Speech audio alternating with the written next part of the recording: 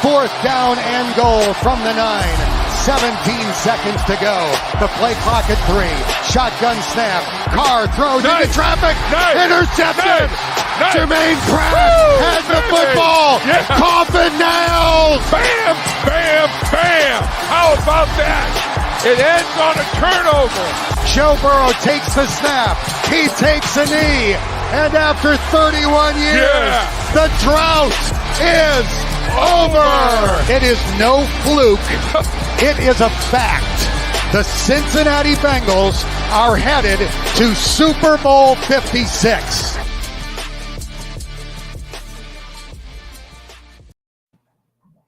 Welcome back. We still need to work on that. There's no It's like not smooth. ease. There's no ease in. It needs to fade out. It just and it just is what it is. And we should probably come up with a new track intro for that one too. Yeah, We're might be a little bit behind. Work in Where's the progress. best producer in Cincinnati? I mean, I feel like it's been about a month of MIA for you guys. Huh? What, missing each other? I mean, with Ed being absent tonight for however long he'll be absent. Well, no, we were all together last week. But I mean, like we've And then a couple weeks before that, you were MIA. I was here, just not. You were just not here.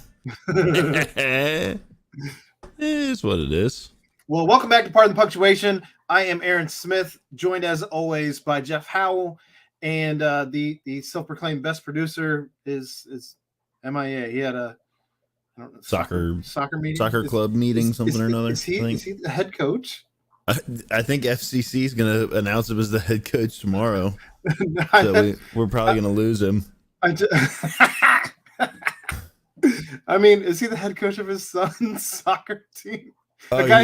You're not making a funny. No. I thought you were making a funny. No, because FC still hasn't won anything.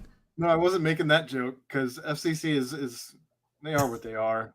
And we don't talk about them here, but they have not won anything. All I see is my timeline now filled up with people complaining about FC Cincinnati, and it wasn't too long ago when they were beating the drum that they were going to be, the new hotness. So weird.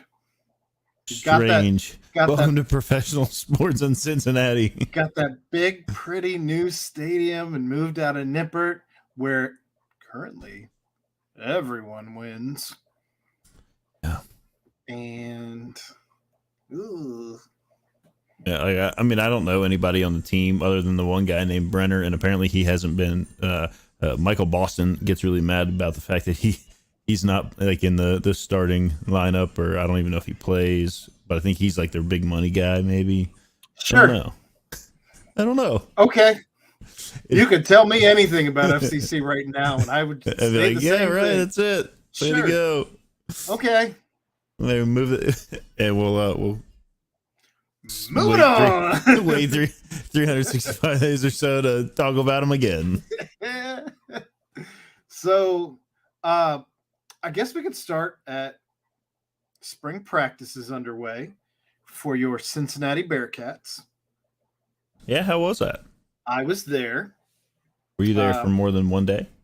I was only there for Saturday, but I did talk with Chad yesterday about practice. Haven't heard. I don't even know if they practiced today or how that went. I'm assuming they didn't because we just recorded the nightcap and we didn't talk about spring practice. So, in any case,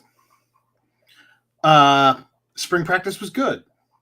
So, Any surprises? Well, I was going to say, what questions did you have going into spring practice that I can maybe answer for you before giving you my estimation of how it went? I think the question that everybody is asking is, what did the little quarterback situation look like?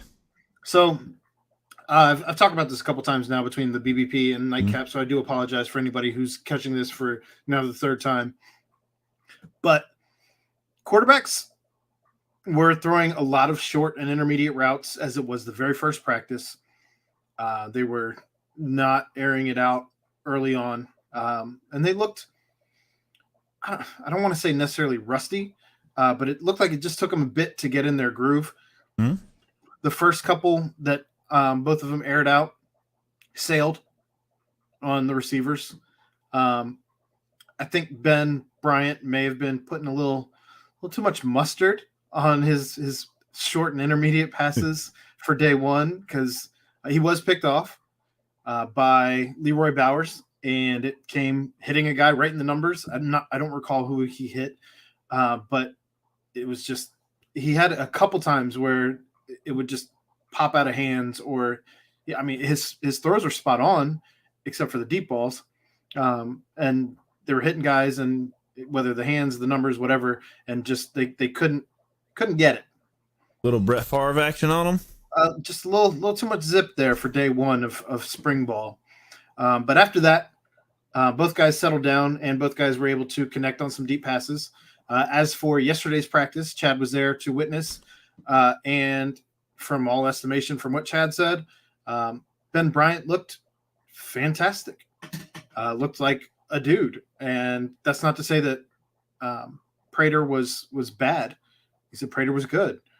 Ben Bryant was electric, I think was the word he used to describe. Hitting guys, not even just like, the deep ball to open up the season from Dez to Scott for that like giant touchdown in the very beginning of the season. It was awesome. So Bryant had a 50-yard pass as well in this practice yesterday, but he hit his in a window. There was still a safety over top. There was still a corner dragging. And so it wasn't just a guy wide open downfield. It was like he actually hit a guy in stride in a window and was able to connect there. So you like to see competition. You like to see these guys pushing each other. Who knows? I mean, we've seen Evan Prater have outstanding days as well. So who knows if this is the regular Ben Bryant we're going to grow accustomed to, or if he just had an outstanding day. And who knows if that doesn't push Evan Prater to have one of those days of his own. So I think we're going to continue to see these guys pushing each other through practice until really day one. Yeah, you don't anticipate that Fickle will name a starter until probably right up at game time for Arkansas. So you're playing a top 25 team from the SEC in Arkansas. Why would you show your hand any earlier than you had to? I agree. I think it's silly to show your hand. And the thing that that they have going for them there is you have two entirely different quarterbacks that you're going to force a game plan for. Well, and right? I think that's the thing too is I know we're looking like way down the line here. Absolutely. But I think this is the thing too, that just because that's what you do, whatever you do for game one, I don't think that necessarily has to be what you do for the rest of the season. So say, by your estimation, Ben Bryant wins the job. Why wouldn't you make them scheme for two different quarterbacks and have several different packages for a drive, 2 drives, 3 drives for Evan to come in, change pace, and keep Arkansas on their heels? And for that matter, any team throughout the season. Correct. I think we talked about it was probably last week because that was the last time that we were actually all. It would seem to me to be easier. I know we hit on this, but it would be easier to install Bryant as your starting quarterback and have packages for Evan than it would be to have Evan take the load of starting quarterback, right, and have packages installed for Ben Bryant, who is a pocket pass. I mean, the only package you would have installed there is there's 3 seconds left in the first half, and we need somebody that can throw the ball 60 yards down the field. Yeah. Like that's about the only package that you can put in for something like that.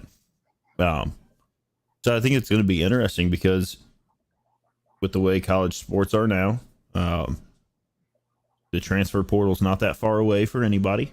Right. And Ben Bryant's already been there. Evan Prater has, bided his time, waited out, been in the wings, whatever you want to say. And he's been behind a pretty good quarterback in Desmond Ridder. And I guess also Ben Bryant when he was here. So you've got that going on. Ben Bryant's already got some familiarity. He's played here. He played a full season as a starter last year. Right. Evan has not. And he's got what? Does he have 2 years left, Evan? With COVID, he redshirted first year, COVID second year. So technically at that point, he would still have 4 years. Okay. So I think that last year would have been his first year. Probably the first year that counts against him. Right. I don't know this would if be, anybody else has like some. I think this is technically his sophomore year if he wants to play it out in that fashion. And there are some other good quarterbacks that UC has been recruiting as well. So yeah, it is what it is. Regardless of what happens, like you've got to earn your spot, and I think that's something that some people aren't necessarily understanding or really looking at. And I get it, like Prater's a hometown hero, highest recruit, all of these things. It doesn't mean that you automatically get slotted into a position. I agree, and I think that's why they brought Ben Bryant back. Well, I don't think you bring back somebody like that otherwise. Well, right? At the end of the day, you want to push Prater, right? And you want to have the best person in the spot for what you're going to roll out on offense. Yeah, and we do have a new offensive coordinator coming in this year as well. Correct. Who recruited both these guys? Right. He could sling the ball around a little bit himself. So yeah, it will be interesting, I think, to see the way that he takes the offense, where he wants to, what he decides to do. Be it, does he want to have a guy back there that he can just kind of let run off on the side if he needs to? Will they have the horses up front to give a nice pocket for Ben Bryant to sit in and throw the ball around where he needs to throw it? Will it need to be a lot of rollouts to the side with Evan Prater? I don't know. It's 2 days of spring ball. And We've got a long way to go with a team that is now expected to do a lot of things that maybe previous UC football teams weren't burdened with. So what other questions you got? Were there any surprises? Nick Mardner. That was the first time I had seen him. Okay. The new receiver who transferred in from Hawaii. Right. The Dreads. Yes. The Predator. I think that's his Twitter handle's like the Predator or something along those lines. So when he's standing, because when they do spring practices and stuff, there's a lot of individual drills as far as the different position drills. And this was all in Nippert, right? Like they didn't. Correct. They were not in the bubble. It was supposed to be in the bubble, but they changed it because of how gorgeous it was. Because it was awesome outside. It was a perfect day, and so. You're looking at all the receivers huddled up together, and Nick Mardner stands almost a full head taller than every other receiver over there. It's absolutely crazy. I mean, he was pretty good down there in Hawaii. I remember whenever we found out he was coming here, we touched on it a little bit on that show. Obviously, it was a few months ago, right? And I recall being fairly impressed with what he was able to do down there. Every bit of 6'6". That's wild. Every bit of 6'6". And so good to see that guy in the huddle because he's very long. And that's going to do nothing but help a room, as the receivers room goes, that has really excelled over the last several years. And so, that room just continues to get better compared to where they were, about 2-3 years ago now. All right. So I had a conversation with someone at work, about the way that things have started to happen at UC and the things that kind of need to happen. Like we talk about, they lost 30 some seniors, right? So you expect a little bit of like a step back, or you would think that there would be sort of a step back. But that doesn't happen necessarily at the top tier programs where Luke Fickell has mentioned that this team, where he wants to take this team. Mm-hmm. And I think some of that is, when we see guys starting to leave early, that's a good sign. It sucks, right? Like everybody wants to see Sauce Gardner play one more year in the black and red and shut down that side of the field. Everybody wanted to, I would say, see Jerome Ford play another year. We're not getting that. Correct. But what we are getting is to experience a player that's good enough to decide to leave early and head to the NFL. This dude's being mocked at number 5 right now in a ton of draft mocks. I know we're talking about Sauce, and that's wild. Yeah. He did nothing but send himself through the roof at the combine, and I know we'll probably touch on combine stuff in a little bit, but back to UC, like back to what I was trying to say is, when you've got guys that are leaving early, the level of recruiting that is likely to happen at your university is going to excel, is going to these are the up best, a little bit. The best 3 classes in succession of recruits that this university has ever had. So what you're looking at is you're going to probably have more guys that leave early. Correct. But that only means that your team is probably pretty good. All started by Michael Warren, might I add, who was the first Bearcat to leave for the draft early. And that was just, 5 years ago?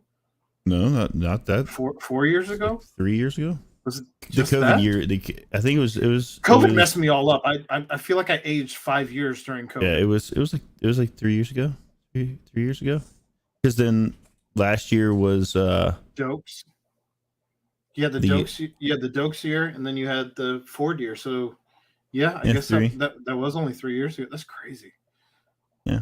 So you've got that going on. I mean, what were there? There were eight Bearcats that went to the Senior Bowl. They were 7. Was it 7? And then 8 invited to the combine. I feel like there was 8 invited to the combine. 8 invited to the combine. Also correct. Right. Because that included Sauce, who we found out couldn't go to the Senior Bowl for any reason because, and I know there's been a couple guys that were like injured here and there or whatever that didn't make appearances. Brian Cook wasn't able to compete in either the combine or in the Senior Bowl. And then Jerome Ford had to leave Pierce left the Senior early. Bowl. Jerome Ford left early. Kid. Yep. And then Alec Pierce put enough on tape there, it would seem, because he also showed out at the combine. We'll take a 1 second break here while we add the best producer to the show. Hey, you made it. What's going on? Ed, the new head coach of FC Cincinnati. Right there. There he is. Why would I be the head coach at FC Cincinnati? You were at a soccer meeting, right? I was at a soccer meeting. Yes. We assumed you were signing the contract to be the head coach at FC Cincinnati. I probably could. I mean, I did watch the game on Saturday. And they're not good. A lot of corner kicks. Bring you up to speed here, Ed. We're talking about spring practice and any questions you might have for Aaron for what he saw down there. We've already touched on the quarterback situation, and we have moved on to talking about some of the surprises that Aaron had. What was the snack situation like there? It's not a thing at spring practice. Oh, I'm sorry. That's just okay. All right. They do that like during games. It's just a camp higher ground. I got you. Oh yeah, camp higher ground. I mean, they serve lunch for everybody, but not really the case here. Oh, well, all right then. So, but yeah, it another surprise. JQ Hardaway. First time I got to see him in person. A kid that I covered through his recruitment, and finally got to shake his hand, dap up. he thanked me for all the stuff that I wrote about him and all of that. But he looks like a Sauce clone. Maybe towards the end of Sauce's sophomore year. So maybe already ahead of Sauce as far as build goes. Because you got to remember, already, huh? Sauce was a skinny guy when he got to UC. This kid ain't super skinny. How are his measurables? I mean, I didn't ask him all of that. But measure his bicep or anything like that? He stands about 6'3". He's also, you can tell he's taller than I think every DB at this point. I'll be curious if he doesn't find the field some way, somehow this season. Whether I don't know if they want to burn that first year with him on special teams, or if he's going to, whether it by simply play or by injury, end up on the field. But I think that'll be an interesting situation as it plays out. But JQ looked every bit of the part that he was advertised to be as a recruit. Any other surprises outside of that? Ryan Coe, the new kicker, built like a linebacker. That's the kid from Delaware, right? Yes. So, I don't know. I mean, it's got to get better, right? I mean, what did you see out of him? He wasn't kicking. Okay. And even Chad said yesterday that they hadn't yet started kicking. They did some punting. I know when I was there on Saturday, and then I don't know if they did punting again yesterday or not, but I know that they haven't started the actual place kicking yet. Not with like full on running a place kicker drill, if you will, like with all the guys lined up or anything. I imagine special teams is probably something that starts to come into play later on once you have a gauge on what guys you're going to be pulling from where as the offensive coordinator, defensive coordinator, special teams coordinator get together to figure that out. But is he the only kicker we have left? No, you still have Alex Bales, the guy who did the kickoffs last year, and he had some kicks as well. When he hit the one at Navy. He hit the long one at Navy. When Cole Smith went out, and we did have some Alex Bales kicking in there. He kicks them low though. He does have some distance, as we've seen with the kickoffs, but they're just like the low line drives that unfortunately can get blocked. So we'll see what Ryan Coe has to offer once he's out there. But I still, looking at him, I'm like, good God, he is built like a linebacker. Other surprises, Shaheen Thomas has really filled out, and I think he should be filling in nicely in his role. A local Cincinnati kid that's going to get a lot of shine at linebacker now that Beavers is gone. He did get some time in there working in as Beavers seemed to be injured around the middle of the season. Almost every game he'd leave for at least a play or two, if not a quarter or whatever the case may be. But Shaheen seems to have really filled out in the time between the end of the season and now. It's been a couple months, and his legs have looked like they're a bit thicker. His body looks a bit thicker. So that's nothing but a good thing. Outside of that, I don't know that there were a ton of surprises. There were some guys working off to the side that weren't full participants. Deshaun Pace wasn't a full participant. Jojo Bermudez wasn't a full participant. There were some linemen. I know our center, I can't help me out here. Name escapes. Yep.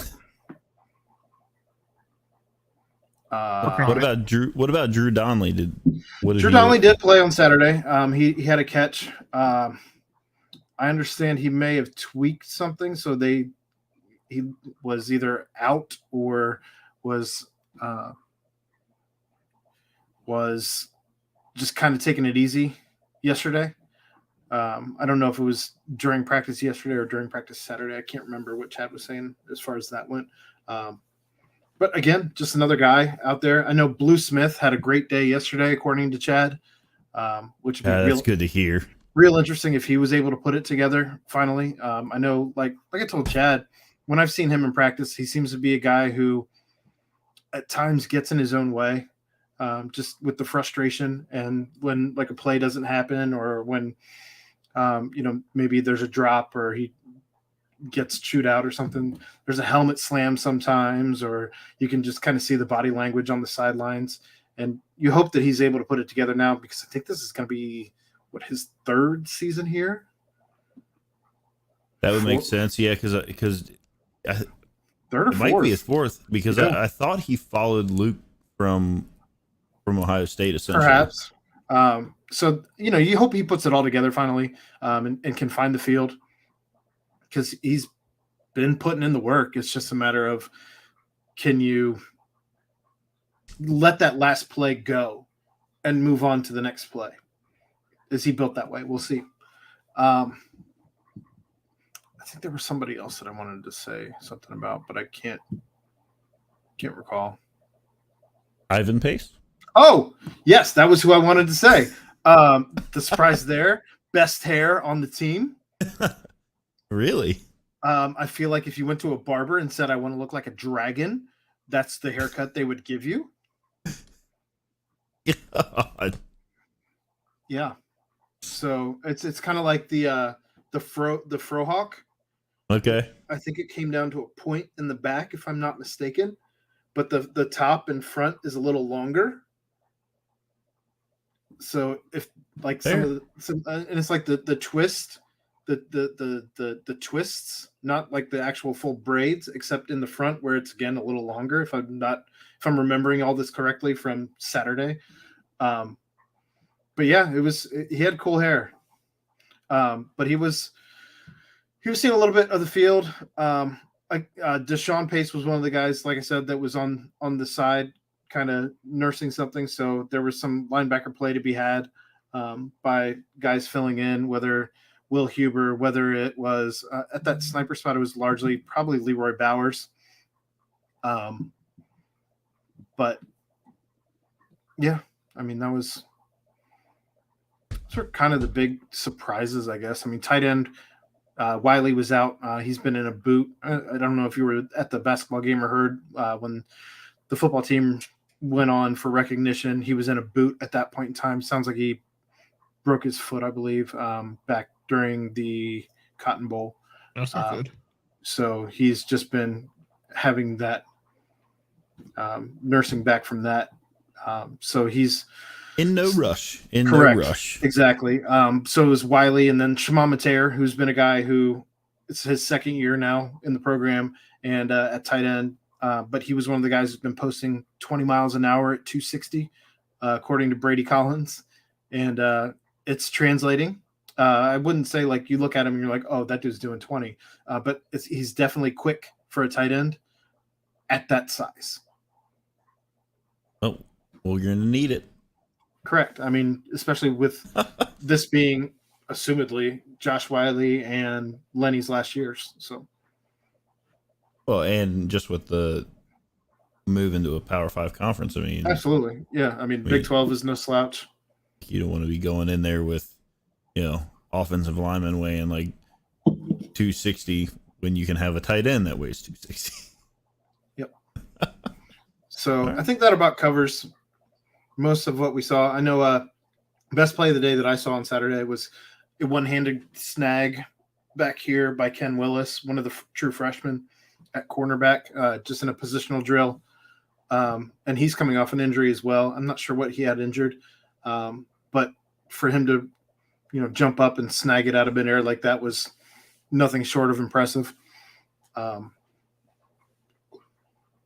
Outside of that, though, like I said, I mean, it was a Ben Bryant day yesterday, so we'll see if they continue to trade punches like that as they battle it out for quarterback. And it should be a much more interesting offseason this year than it was last year, as pretty much everybody had solidified their positions going into spring ball. There wasn't a ton of question marks.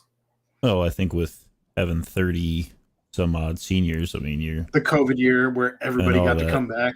Yeah. Yep. You're going to have a team that's pretty well, the picture's painted, and it was just kind of full steam ahead. Whereas this year, there's questions here and there, and they're good questions to have, I think, because it's not unknowns necessarily, especially at the quarterback spot. You don't want to have a spot there that's like a random person. You know what I mean?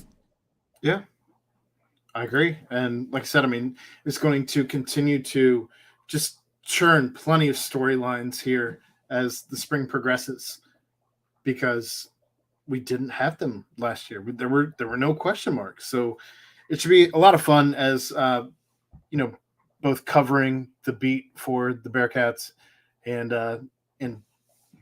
as fans, even like just to see how this whole thing really plays out. Yeah. Can they put yet another, man, I don't think anybody is expecting things to fall into order where, they're probably going to be ranked back pretty far. I know that we've all talked about that, and unfortunately with college football, where you're ranked to start a season without a lot of big time games ahead of you kind of can spell, New Year's Six Bowl as opposed to another shot at the playoff. Yeah. But we can measure our success by the wins and losses. Let the voting and whatnot fall where it may. I think that's kind of the way that they've always gone about things, and take care of what we can take care of, get to the Big 12, and move on from there.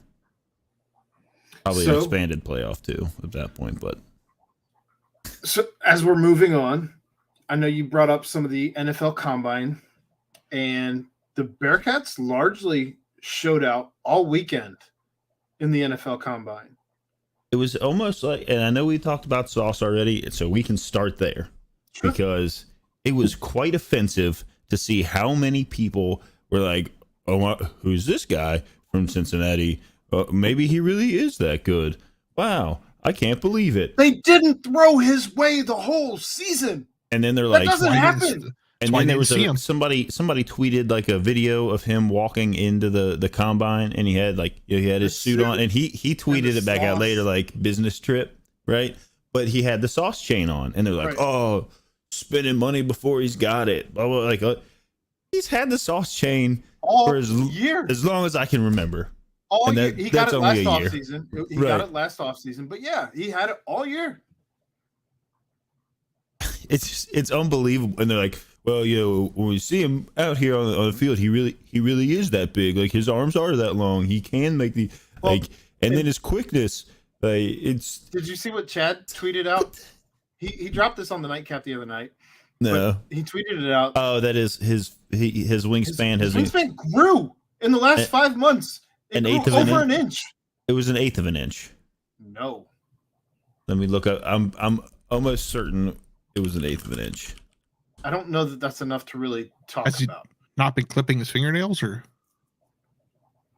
is it? That's where your head goes with that, Ed.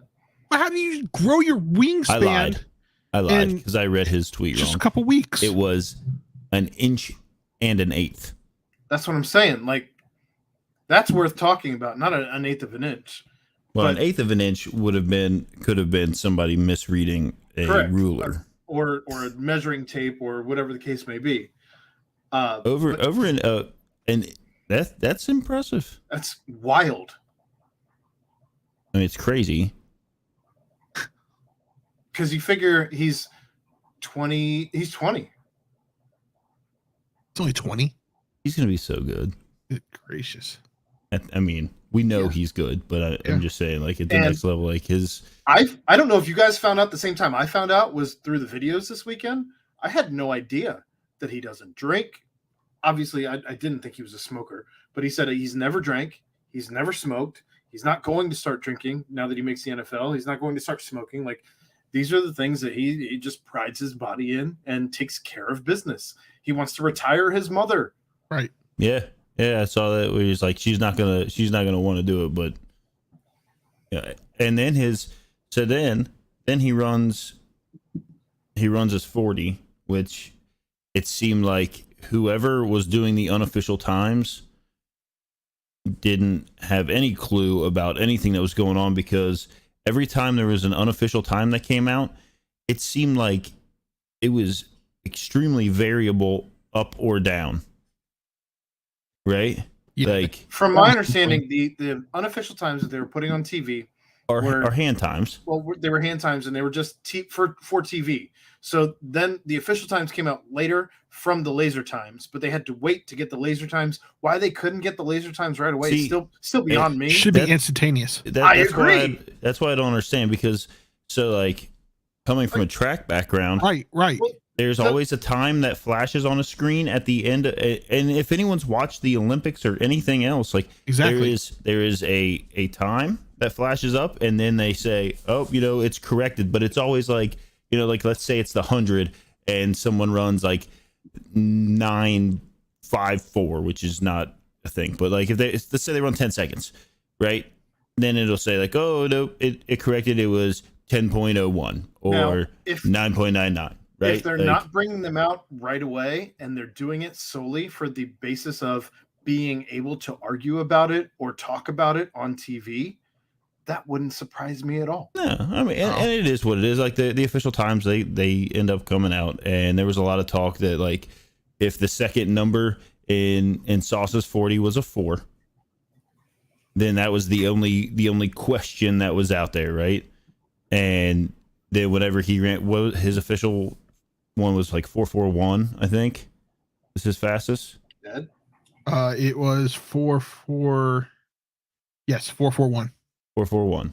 So once I think that unofficial, it was like 4:45. Like it wasn't 4:47. It's 4:47. Yeah. They run more than once, right? Yeah, they run twice. His first one, I'm watching the thing right now, was 4:52, and I don't know if that became official at 4:52 or if it got knocked down a little bit. I know Jim Nagy, I think I'm saying his name right. Jim Nagy. He said that there were 3 different teams that had him at 4:44, 4:45, and 4:46. So he was, he's in that range, right? I only found this out too this year. Did you know that every team goes and does their own hand times for every single player? So that so that way, when they all go to pro days, and they're all running hand timers, not lasers, it's based on what their reaction time is. So it's trying to keep the variable the same. The same. If that makes sense. Yep. I mean that. I don't know why you wouldn't just always just base it off a laser, but I get it if you're not setting. I get it if you're not setting it up. Like now you're just talking logical. 4:47 was the second time. And his 4:47 unofficial got corrected to a 4:41. And they brought up the fact that like they showed a couple of the drills that he did, and obviously he did very well in the drills. And then they brought up the fact that with his speed and his length, even if he is, say, behind a receiver, and we've seen him do it before, we unfortunately didn't get to see a lot of it this year because nobody wanted to throw at him. But he's able to make that ground up and make whatever play he needs to make. So, it's unfortunate he's not going to be wearing orange and black. No shot. Like I saw somebody say that, like, let's see him, for the Bengals, let's keep him home or whatever. Like, he's gone in the first 5 picks in my book. Dane Brugler, we talked about this on the nightcap tonight. Dane Brugler of The Athletic dropped his first 2 rounds after the combine, and he has Sauce going to number 5, the New York Giants. New York. I saw some people from New York tweeting about like how they, we don't want a cornerback, we don't need, and it's like, you might want this one. Hey, New York, you need everything. You're not good anywhere. You might want this one. The only place you might be good is running back, and he's always injured. I know. Don't tell me about that. So, yeah, I mean, wherever he goes, I'm buying a jersey. Sorry, it's happening. Is it going to say Gardner? Or is it going to say sauce? Are you going to get the custom? Are we going to get an XFL style jersey? We just get the custom that just says sauce. Sauce on the back. Oh, yeah. I don't know. That's good. That's a good question. Did you see the segment that I think it was NFL dropped on Twitter where he had a sauce off? And he was okay. So he said in that blue cheese for his nuggets over ranch. And then who called him out? Somebody called him out on that. I didn't read any of the comments, so I can't. No, it was. I want to say Malik Van called him out and was like, "This man did not just say he puts blue cheese on his nuggets." And then Sauce tweeted back at him and was like, "I meant for like my B-dubs, like chicken wings." And, that ain't nugs, boss. And he was like, "No." It was Malik Van. He said, "Nah, dude didn't just say blue cheese for his nuggets." And Sauce said, "For B-dubs nuggets, not nuggets in general." And then Malik Van said, "Either way, blue cheese is nasty and you sick." That's fantastic. We have a guest. Look who it is. Oh man, I really wanted him to be eating like chicken, just dipping it right in blue cheese blue at that cheese, moment. Just down in blue cheese. I hate blue cheese. Blue cheese is so good. No, it's not. It's not. I love blue cheese with my B-dubs. Me and stinky. Sauce. It's stinky, gross, disgusting cheese that leaves an aftertaste in your mouth for like 3 hours. No. Oh, 2.5 hours. You might be eating like old blue cheese. No. Nope, that's all blue cheese. Blue cheese is old in general to be blue cheese, but that's so how good. it becomes blue cheese. It is so good. Do you like cottage cheese? I love cottage cheese. Yeah, nope. That's curdled milk. Nope. Yeah, it's good. No, it's literally spoiled milk. It's good. No, there's nothing about it that's good. So, put some pepper on it. Gullet. No shot. No cottage cheese going down this gullet. Any version of cheese any version of milk that is spoiled is out. I'm not going to eat it. Get the out. I'm gonna find you at a sour cream. I'm gonna find you at a game and I'll rock with some sour cream. It's cream that's literally gone sour. I understand, but I'll rock with some sour cream. Nope. Not gonna do it. I only like milk in its first stage.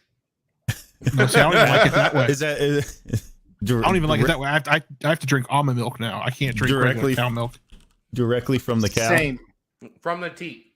If I'm going to like a fancy like coffee shop or something, like I don't even go to like Starbucks really anymore. There's a coffee shop right up the road here in Albany, so it's nice. But Joe Burrow went there once. Coconut milk. Coconut milk. I roll with the coconut. I don't like coconut.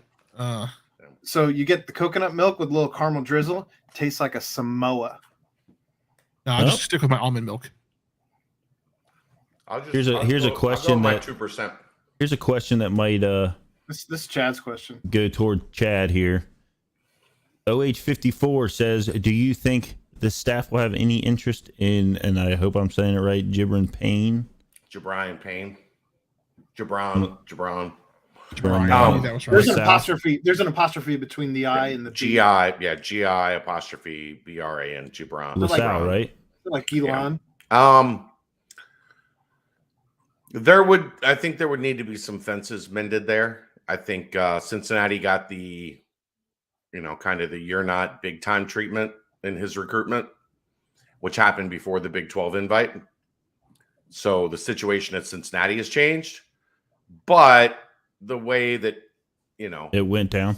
It went down. You know what they say about situations? They're situational. They are. That's God, I love you, Ed.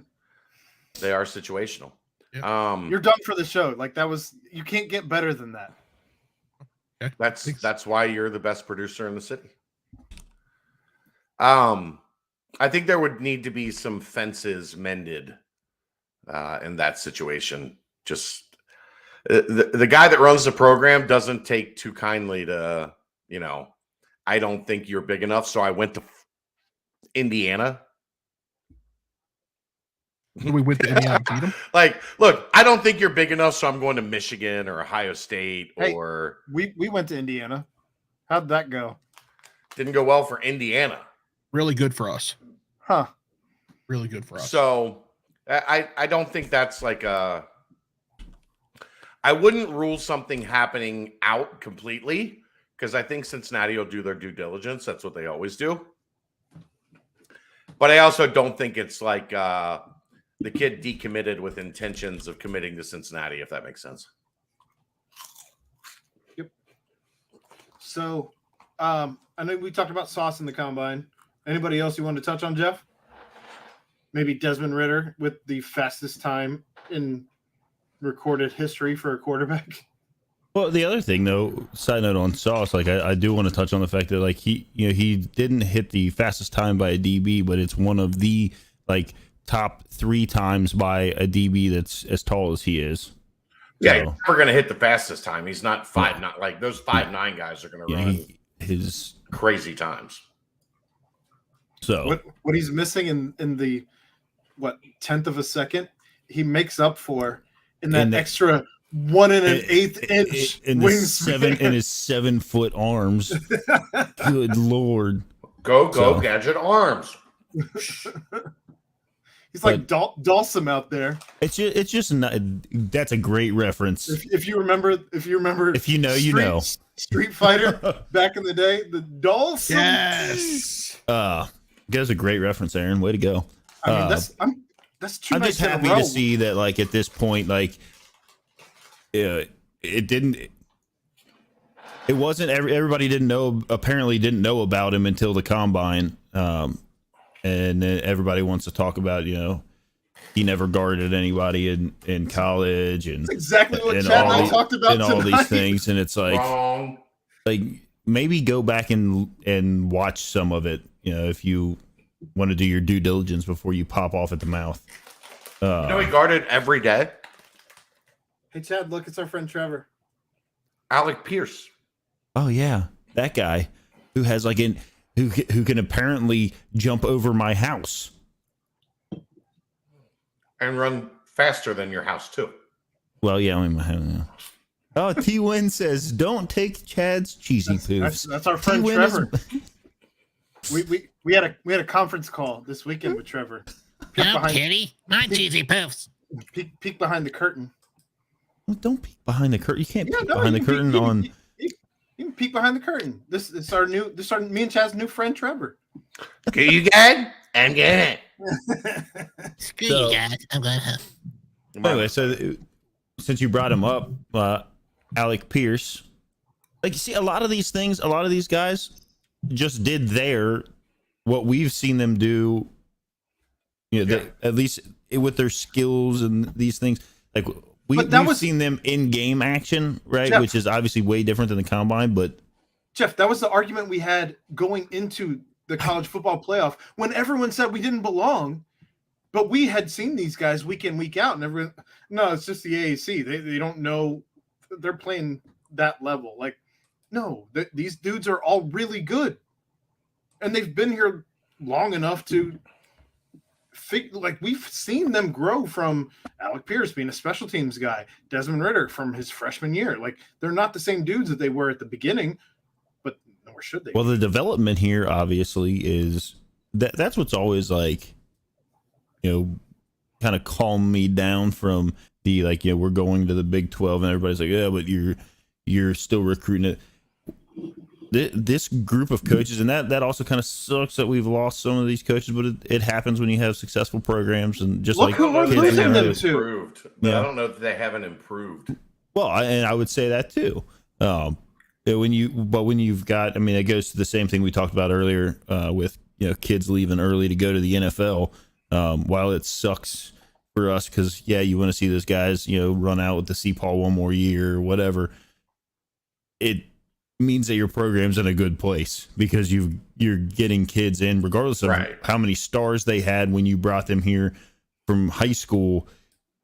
They are now NFL caliber players very quickly, and they're moving on, and that's only positive for your program because kids that maybe are already a little more advanced with maybe their size of their body. I know Aaron brought up JQ Hardaway earlier. Those are more steps that they can take now. They can go maybe even a little higher. I don't know. Obviously, no one is going to touch what Sauce did. Like, that's just. But boy, Aaron will tell you, like, physical tools, JQ Hardaway has them. That's what we were just talking about that, and it's one of those things. He like, has them. Yeah, He looks like sophomore Sauce, right? Like end of sophomore year Sauce. Because he's physically, physically, yeah. That's what I'm saying. Is like if you're taking a kid that maybe was here, right, and you've in a couple years now he's a top 5 pick potentially here in the NFL draft coming up. He's going to be top 10. I will be shocked if he's not a top 10 pick. Oh, he's not falling below 10. Someone will trade up to get him if he's still there. Like he's one of those guys, and I mean, it's just it goes to talk about the work ethic that he put in, the things that he does, the things that he's been able to do at UC and been afforded to do at UC, and now it's all coming together for him, and hopefully he goes. I think he will go in the top 5, and that's just that's just good. So hard. Like, but I mean that stuff changes around though. What does the team value? Where are they at on their board? Who potentially moves up, trades up if they decide that they want to go up to grab somebody else. Whatever. Those top 10 picks kind of are interchangeable amongst how things flow. Because like you saw something crazy today with Seattle trading Russ Wilson to the Broncos apparently. Wild. Like 2 firsts, 2 seconds, a 4th, a 5th. No, 2 players. The fourth was the other way. It was 2 firsts, 2 seconds, a 5th. And 2 players. 3 players. A defensive lineman, Noah Fant, and Drew Lock. How was he mismeasured, Kathy? What do we mean by that? If he was not measured, I think she's going back to either Sauce. he was mismeasured at the draft or mismeasured or at the combine or initially mismeasured back in October when the one you put up earlier. He was not mismeasured. Like, this is what the staff does at UC. How do you mismeasure someone's wingspan? They do it for everybody. Like, a ruler is a ruler. Well, right? Like, you're not using a ruler, you're using measuring tape. Yeah, I could do it. But you get it doesn't change. There's no mismeasuring. You stand at a wall and you do this and you measure it. He's 130 inches. That's centimeters. No. Yep, same thing. Here's the thing. Remember this about Sauce. He's 20. He just got his braces off. Like, there and if you look at him, he's just now starting to mature and fill out. There is every real possibility he's still growing some. This is not a kid. If you look at his face, like, you look at some dudes and you're like, that guy's 40. You look at Sauce. Yeah. You look at Sauce. Greg Odom was Robert Parrish's uncle.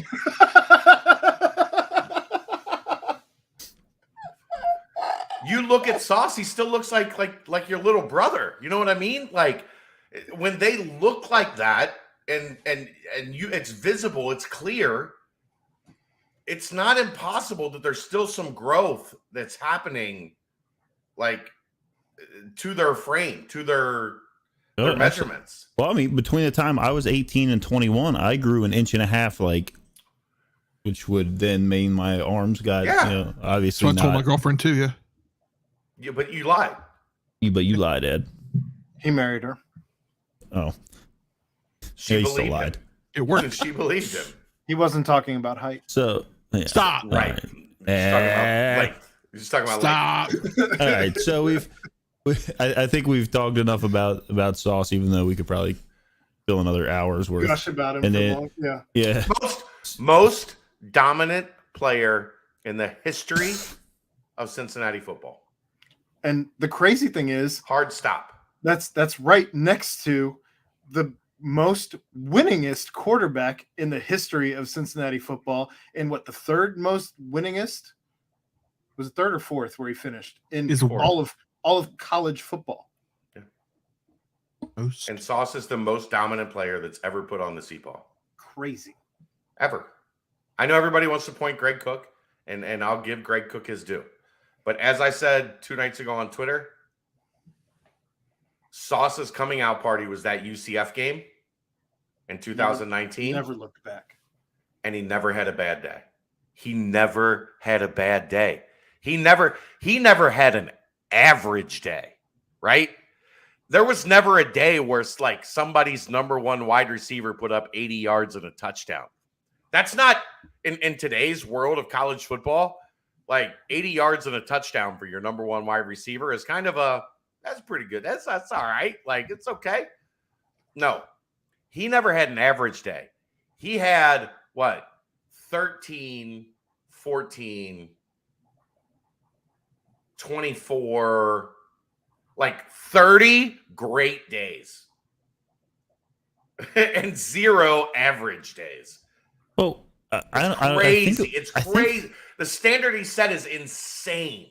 It was somewhere about in the middle of last season. I think it might have been after the Navy game, somewhere in there.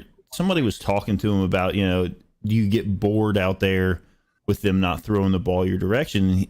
Like, you find yourself taking any of those plays off because you just know they're not coming that way. And he said, as soon as I take a play off, that's when I'm going to get beat. Or if I'm not locked in every play, it's going to go bad. Like, I'm going to get beat. And you could see that even if, because obviously the camera never really went that direction a whole lot. Didn't have to. Because the ball wasn't going there. But when you could catch a glimpse right before the pass went to the other side of the field, you could see what he was doing up there. He's locking a receiver up. The guy had nowhere to go. If the ball came that way, he was going to pick it or knock it down. I mean, here's the thing, Jeff. There's a reason that quarterbacks eventually never even looked that way. And it was because the tape showed he's not open. It doesn't matter who he hypothetically is. He's not open ever. And that's why there were a couple times they were able to bring Sauce on a blitz that no one was even there to pick him up. Right. He didn't have to beat anyone.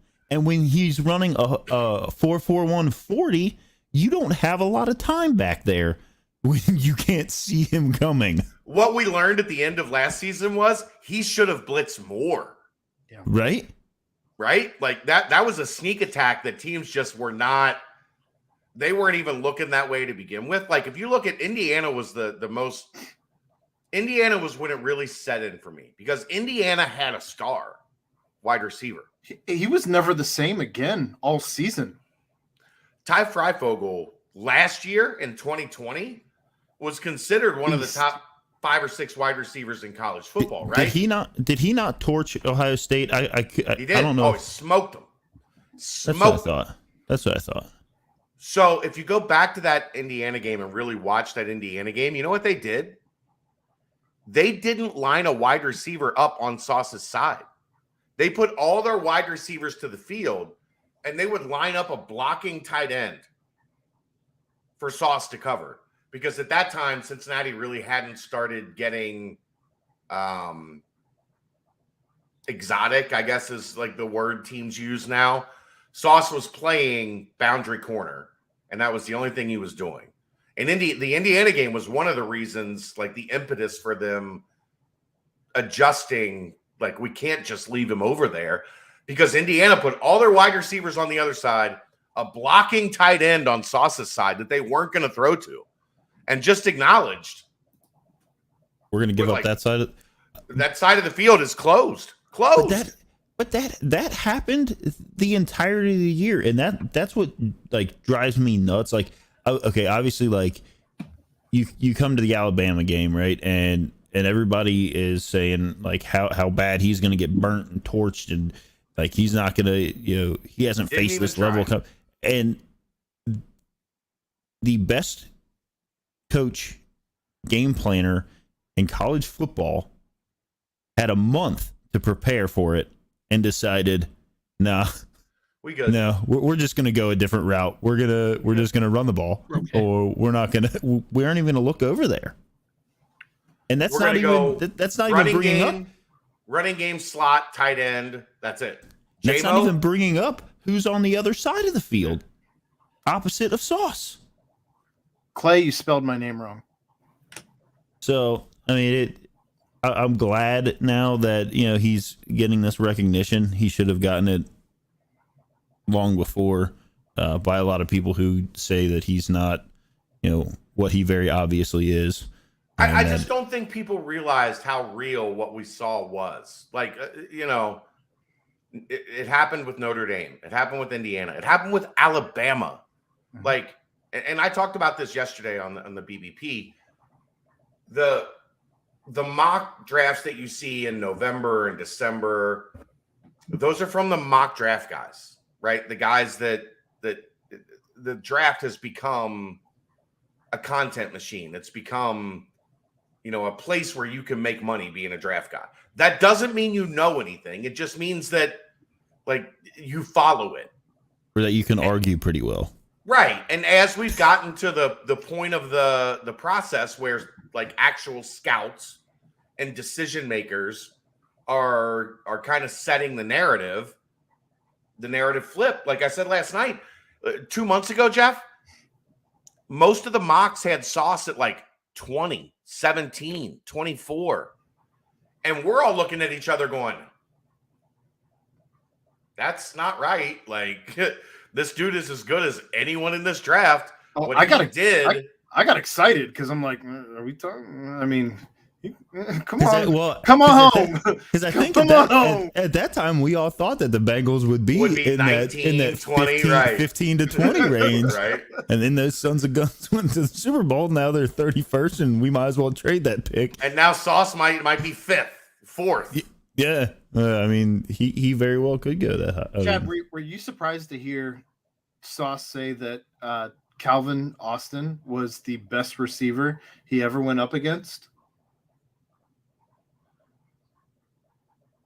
A little. I thought he would like give J-Mo that nod. So did I. But what I will say is you have to keep in context that he only faced Calvin Austin in 2019. Once in 2019. Well, I thought you were going to go Jameson. He only saw Jameson once, whereas he saw Calvin Austin twice. Okay. Both in 2019, both in his freshman season. So he wasn't 2021 Sauce. He wasn't Sauce yet. Well, He was. I mean, right. he was Sauce, but he was. In all fairness, He Calvin hadn't Austin. reduced. He hadn't. The ingredients weren't there yet. Like, Yeah, He hadn't reduced. Sauce hadn't thickened up yet. right? He wasn't. Calvin Austin was also not 2021 Calvin Austin. In all Of fairness, course. So But I understand you do everything you can to be a contrarian. somebody's got to with you. It's Gonzaga has another Adam Morrison. No, that's Chet Holmgren, and he is a bad dude. Yeah, but he looks like Adam Morrison, right? The tall, skinny, kind of Asian-looking kid. No, not That him. one. That one right there. No. He's on the bench. Okay. I 14. love watching Chet Holmgren. Chet Holmgren, everybody's like, he's going to break when he plays in college. And I'm like, okay, wait till you see. This dude does everything. Shoots threes, blocks shots, passes, dribbles. He's not built like Zion. No, he could borrow a few pounds from Zion if Zion was willing to I don't know. let it happen. I don't know. Clay, Oh, if you get Alec Pierce in the 3rd or 4th round, Bargain. like give your GM a lifetime extension. That's a 2nd round dude. There's really there's no argument about that, I don't think. But it might happen. He might go early 3rd. I can't imagine he's still there middle of the 3rd round. I mean, Size, just his speed, hands. He's got I it would all. say how high he jumped, how far he jumped in the broad jump, and I know that these are all obviously the combine doesn't have, you're not wearing pads, you're not going up against anybody really, like, but those measurables are pretty impressive out of one Mr. Alec Pierce. Elite, yeah, that's a perfect word to describe several of the things that happen. I mean, even Ritter's 40 time was up there with some of the best to have ever done it. And obviously that doesn't mean a whole lot as far as quarterback goes, but it does whenever you're a dual threat quarterback. I don't think Dez is really seen as a dual threat quarterback anymore, though. I think he's seen as more of a pocket passer that can run. You know what I mean? So like Joey Burrow when he was initially drafted, or like Aaron Rodgers, even like an elusive quarterback if he's got pressure. If he I mean, Dez has shown a lot more athleticism than those two. And if you watched the Senior Bowl at all, and saw there was a pass he made over the middle to a tight end, where he was rolling out to the right and just dropped it right in the old bread basket. And there was not a very large bread basket to drop it in there. It was a pretty tight window that he put it in. And obviously, like, you know, that's kind of stuff that we expect out of our fella Des Ritter. So any other combine guys you want to talk, Jeff? I know who was it? Beavers and Majay looked a little bit small. Well, Majay they both Majay was sick. They said that he was sick. And then, so maybe not the greatest of showings, but they got pro days coming up. I think Beavers is better off at 240 than he is at 265. Like, just me. Yeah. I mean, if he wants to be the coverage guy that he's shown he can be, right, that's kind of the sweet spot. But if he wants to be the hard hitter that I think he was aspiring to be, you'd have to go a different way. But you can still hit hard at 240 pounds. I understand. It's not like he wasn't carrying 265 well. I didn't say he was, like, or wasn't, but I mean, if you're gonna cover like NFL tight ends and do the things that a coverage backer needs to do, he was like, from talking to some people this week, last year there were times he was pushing 270. He got real I don't big. think 240 is terrible. He wasn't. How big was he? How big was he when? Because he transferred here from Connecticut. Is that right? Yes. Yeah. And he wasn't very big there, right? He was built like a corner. He was like a safety. No, right? when he came from Connecticut, he was actually a defensive end, but he was like 230, 225, 230. They were playing him at defensive end. When he graduated high school, he was a safety. It was like 175 pounds. And then he went to a junior college. Then he went to a junior college. No, Connecticut. He went to Connecticut. It's a junior became college. A linebacker. Well, I got you. Yeah, Connecticut is a junior college. I would have called it a prep school because it's in Connecticut. That's like the easy shot. Kind of like Xavier. I got you. Yeah. He went to the prep school in Connecticut for 2 years. Went from safety to linebacker to defensive end. And then came back here right around 230, 225, 230, I think. Chad, you have a question here in the chat. Does Dez's pocket movement concern you at all? He doesn't have the greatest pocket awareness at this point. Like I do think that is something that I would have as a knock on him. Like if you watch, like, you know, and it's crazy to compare anybody to Brady, but like if you watch a Brady, he just has this awareness of like what's happening at all 5 positions on the offensive line around him. I think that's the difference between like the knocked passes, the passes that were knocked down against Alabama. If you are aware that there's a guy that could potentially do that, and I also think if you like if you go back to what we talked about after the Cotton Bowl, Alabama baited him. Well, like lofting that pass over the line to Alec Pierce instead of trying to zip it in there. Because it's Alabama, I understand wanting to zip it. Well, you loft it in there, and one of their cornerbacks gets in front of it and enters. Like I don't know. There's risk and reward to each decision. Wide open. Listen to what I'm saying, Aaron. Alabama baited him into thinking those passing lanes were open. Like if you watch their defensive linemen, they dummies stayed at the line and acted like they were all engaged with the offensive linemen. And then as soon as Dez got into the motion, their hands went up.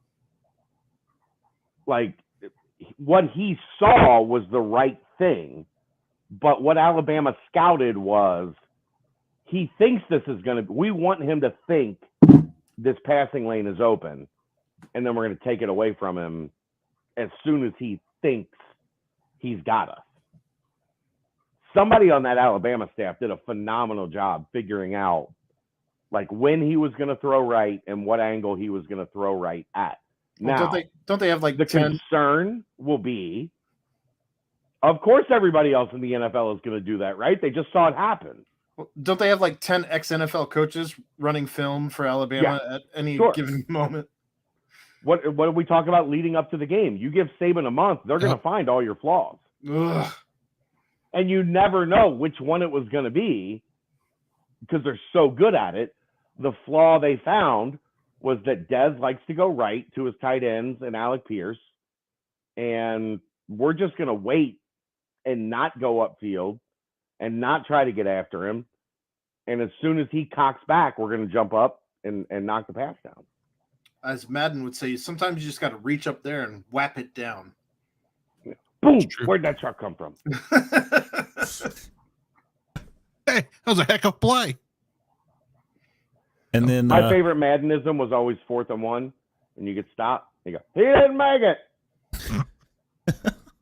Like, thanks, John, you asshole. I know I didn't make it. The team that's going to win is the one that puts the most points on the board. Thanks. Factually correct. Yeah, it is. There's thanks, literally never an argument against that. Statistically correct. And then Jerome Ford, I didn't get to see his 40s, but I did read that 4.46. It was okay. Like it was okay. He just didn't. Somebody that didn't look comfortable. I guess on that little track that they had there, didn't have good footing. I guess at the beginning of each of his 40s, but I didn't see him, so I can't say anything more to that other than what I was told.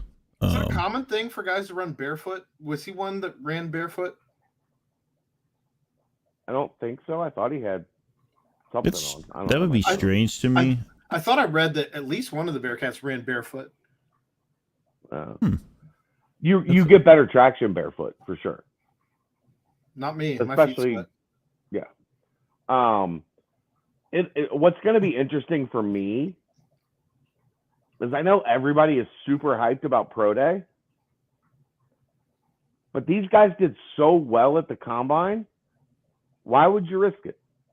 Well, I don't know. I don't know that really anybody other than maybe Myjay, maybe Beavers.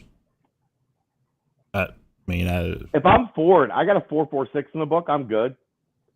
Pierce a 4.41. Like, well, you got to look at it. Am I right?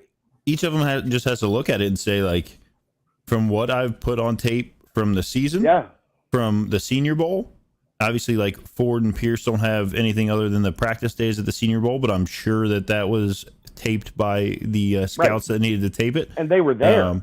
Cook's got to be there. So Cook's got to be chomping at the bit though to get out there. Yeah, but that's a surgery thing, man. Like, yeah, I understand. So you got him, but like the other guys, like you just got to look at it and say, how much am I really going to help myself on a pro day? Yeah. Versus how much could it hurt me if I come out here and the numbers maybe it's a bad day for me, and then my numbers on that day are real bad. Obviously, the measurables aren't going to change unless you're sauce and you grow another 6 inches in wingspan between the Combine and Pro Day. But so here's another thing to think about with Pro Day. Typically, the way the calendar works, the bubble comes down Ain't wrong. over spring break. So it'll be at. So it'll Nipper? like whatever the case will be, it will be outside. You don't think they'll Hypothetically, leave- in like average to below average temperatures. You don't think that they would? You don't think they would leave the bubble up? Jeff, that's a expensive process. When's the pro day? March 24th. What if one of the guys that's getting drafted early says that he would pay for it after the fact? What did I just say, Aaron? The guys that are getting drafted early don't have to participate.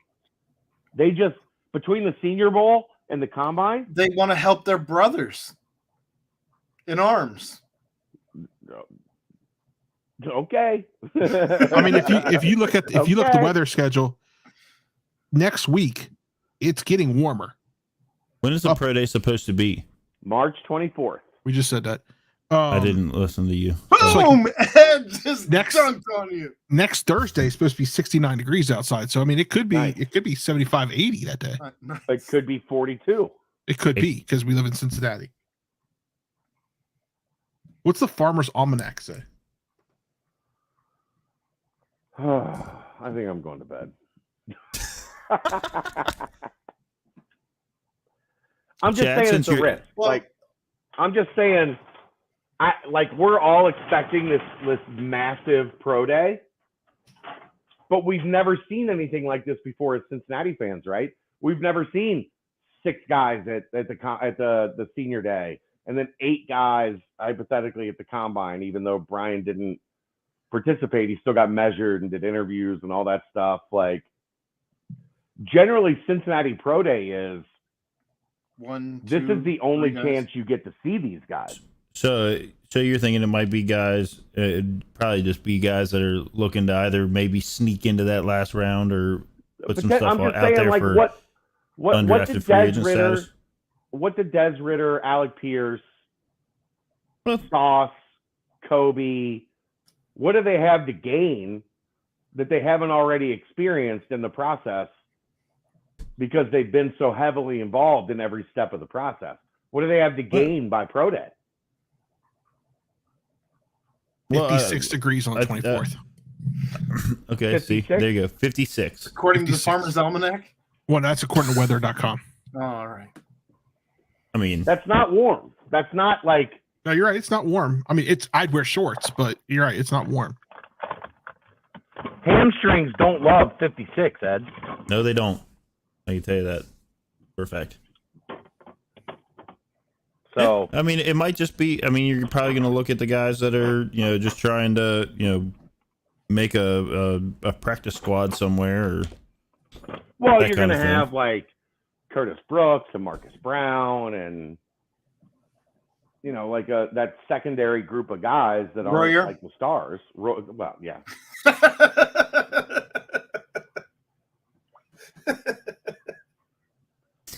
Royer's going to make more than everybody not named Dez and Sauce.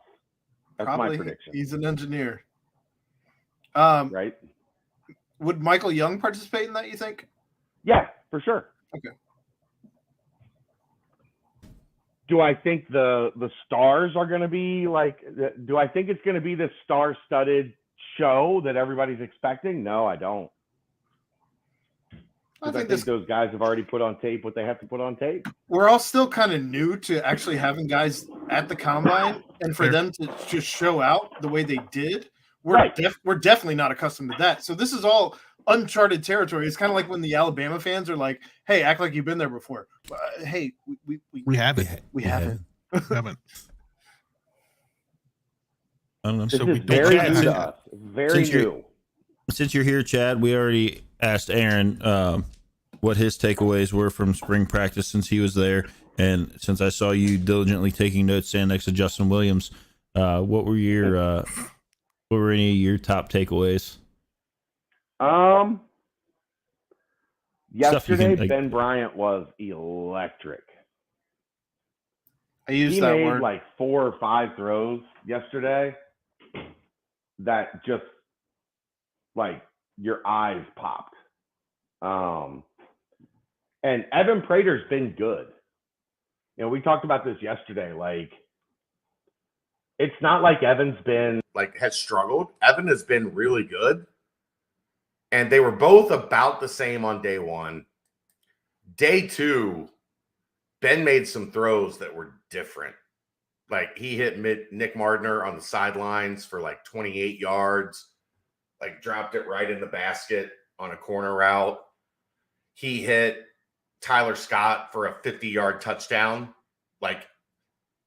safety over the top, corner in coverage trailing. Ball hits him right in his hands. This is where you guys filibuster while Chad's having a coughing fit. Yeah. But yeah, Just saying, these are all the things that I told you he said. Electric. I even used that word. He was really good. Now, as I told Aaron and as we talked about on the BBP, where this is going to get interesting is, does Evan Prater kick into that next gear? I'm not letting him pull away from me, right? So if they're both right here and then Ben does a little of this, does Evan do this? Which right? has to be everything that the staff wanted bringing. Right. Exactly. Right, exactly. Exactly. I seem to remember you guys both talking about practices that were occurring between, leading up to the Cotton Bowl, that Evan had a couple of practices in there where he looked better than you'd seen him look But before. it wasn't consistent. Right. Well, but he had a couple days that were damn, Evan is on fire. And then the next day he would be off. And what you need to see, if you're going to be the guy, it's got to be, at least 2 out of every 3 days, right? It can't be 1 out of every 4, 1 out of every 5. And how much can be attributed to, I mean, we talked about this a little bit earlier, but you're here now. So with Bryant, he played here. He started for a full season last year. Evans he's had practices. No. But very, very limited game time. Ben looks different from when he left. Okay. So that's a measurement I can make. Because I saw Ben before he left 1,000 snaps before he left. And then you saw him after he had a full season now starting. I'm seeing him, beginning to see him after he's had a full season starting somewhere else. The conviction that he was stepping into throws was different. It looked different than what we had seen in the past. He's always had the arm. Right? From the day he got to campus, he's always had a rocket. Right. But he's stepping into throws with confidence and making those throws in tight windows to receivers that are and that's the other thing that's really weird on how to judge this, right? Almost all of these guys have caught passes from Ben Bryant before this year. And if you really think about it, Tyler Scott, Trey Tucker, Chris Scott, Jaden Thompson, all those guys were second team guys, right? When Ben left. They were on the second team with Ben. Right. Lenny Taylor. He has this rapport with the guys that are now at the top of the roster that you don't, because of the way it played out, you don't think about. Yeah, it's a you don't you don't think Ben was always running the twos and these were the twos. And then Ben left for a year. And when he comes back, now these are the ones. And he already has, and he's potentially the one. He's already got, a rapport, a connection with them that, when you think of transfer quarterback, it doesn't happen this way. Right. So it's fascinating. It's so interesting. It's so so unusual, but it's so much fun to get to see how this battle, I'm got to be there tomorrow at, bright and early. And I can't wait to see, does Evan step up tomorrow and answer what Ben did on Monday. And we're going to be doing this all the way through Camp Higher Ground in August. So Jeff brought up an interesting question early on, and now that you're here, maybe you can answer it better than I did even. Probably. Do you think Luke shows his hand prior to Arkansas? Nah. I don't either. It doesn't make sense. Why would he? He doesn't have to. Exactly. Yeah. Well, we talked through Do that. I think we'll know? Yeah.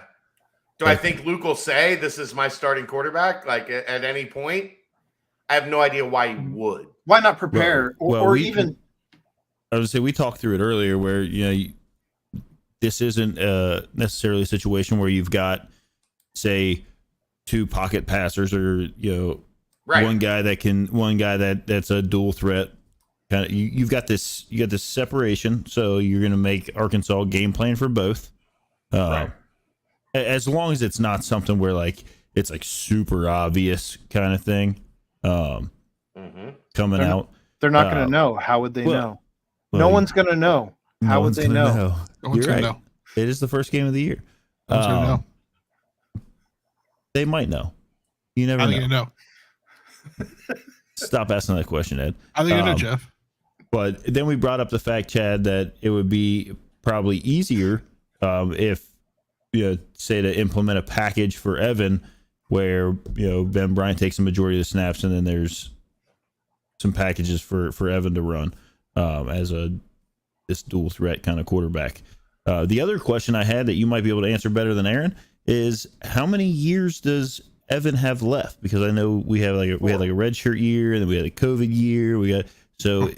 Evan has 4, Ben has 2. Okay. So they both redshirted in the non-COVID year. Nailed it. And then they have the COVID year. So that gives if they you choose 6. to use it. Got it. Yes. Now, there's a large majority of people that have no interest in being in college for 6 years. Right. If they don't have to. The funny thing is, a lot of times the guys we've seen that have wanted to do the 6-year, like Garrett Campbell, he was going to med school. He was going to be in college for 12 years to begin with. So why not? Why not? Why not get another year paid? Bert Kreischer did it. He was not on scholarship. Nor was there COVID. Oh, that's fair. He had plenty of diseases. COVID was not one of them. I think this seems like a perfect time to switch gears since we've been talking about football for an hour and a half now. We do need to touch on the fact that the AAC tournament basketball starts tomorrow. No. Thursday. Sorry, I'm ahead of myself. Well, I mean, Come we're on, almost Aaron. at midnight. We're almost at midnight. We're almost at midnight. Together. It's fine. Get your shit together. It's fine. Everything's fine. He has a solid point. So, UC drops to the roof claim court war. Man. Roofclaim.com. This is not the bracket. This is a fan poll on who has the best home court advantage. And the controversy is that Wichita State and Cincinnati actually faced off. Cincinnati won the poll, and roofclaim.com advanced Wichita State, even though Cincinnati won the poll. That's what this is about. That's really. You did pull up a different bracket there, Ed. I was like, what is going on? They've renamed the AAC tournament the roofclaim.com court war. So remember roofclaim.com showed up 2 years ago when UC hosted Tulsa. And it was all over the field. They put it on they the covered field, all the numbers. There were some people who took issue with them covering the numbers that are above the Bearcat layer. Below. Ugh. Below the Bearcat layer. Are they ever going to add more numbers, Chad? That's up to John Cunningham and TBD? the athletic staff. Yeah. TBD. I don't work in that department. Hurry up and wait. That's not Chad's department. Do you have the actual bracket somewhere, Ed? Or I just found it. Hold on. What are we holding on to? In the actual bracket. Ed being the second best producer in the city. I'm holding on to the actual bracket. Like, am I hanging from it? Am I? Chad, that'd be enough from you. What am I doing with the actual bracket? There we go. Ed's awful spicy tonight. He is. All right. I blame it on the soccer meeting. The soccer meeting where he was named the head coach of FCC. Soccer meeting wasn't bad. Couldn't do any worse than the assholes that are already there. John Rothstein keeps getting bigger. I don't know what you're doing, but John Rothstein keeps getting bigger. Come on, Ed. We got to do something other than John Rothstein. UC East Carolina, 1 o'clock Thursday. Jesus Christ. The 8-9. Yeah. Chad, you've watched this team closer than anybody. I have. So Cincinnati's playing East Carolina. What's happening? Cincinnati's playing East Carolina. They are. And there you go. Good job, Ed. Hey. I know we've talked about it a little bit on the BBP. We've talked about it a little bit, and I don't know if we talked about it on Nightcap yet. But you brought up on the BBP that it's hard to beat a team 3 times. Blah blah blah. It's East Carolina. The team that wins the first 2 is successful 2/3 of the time. Historically, when it comes to conference tournaments, if you win the first 2, you're 67% likely to win the third one. With this game not being in ECU, it's not in Cincinnati. It's really not. Well, remember the game in Cincinnati? They were up by 30. I do, and then I try not to remember. Yeah, I don't remember that. No, I do. Oh, I do. Okay, I do. They came back and cut it to like 8 or 10 or whatever. The question, my question is, yes, it is difficult to beat a team 3 times. How difficult is it for one guy that's not like your star player to have like 25, 30 points 3 times? Because Vance Jackson dominated Cincinnati.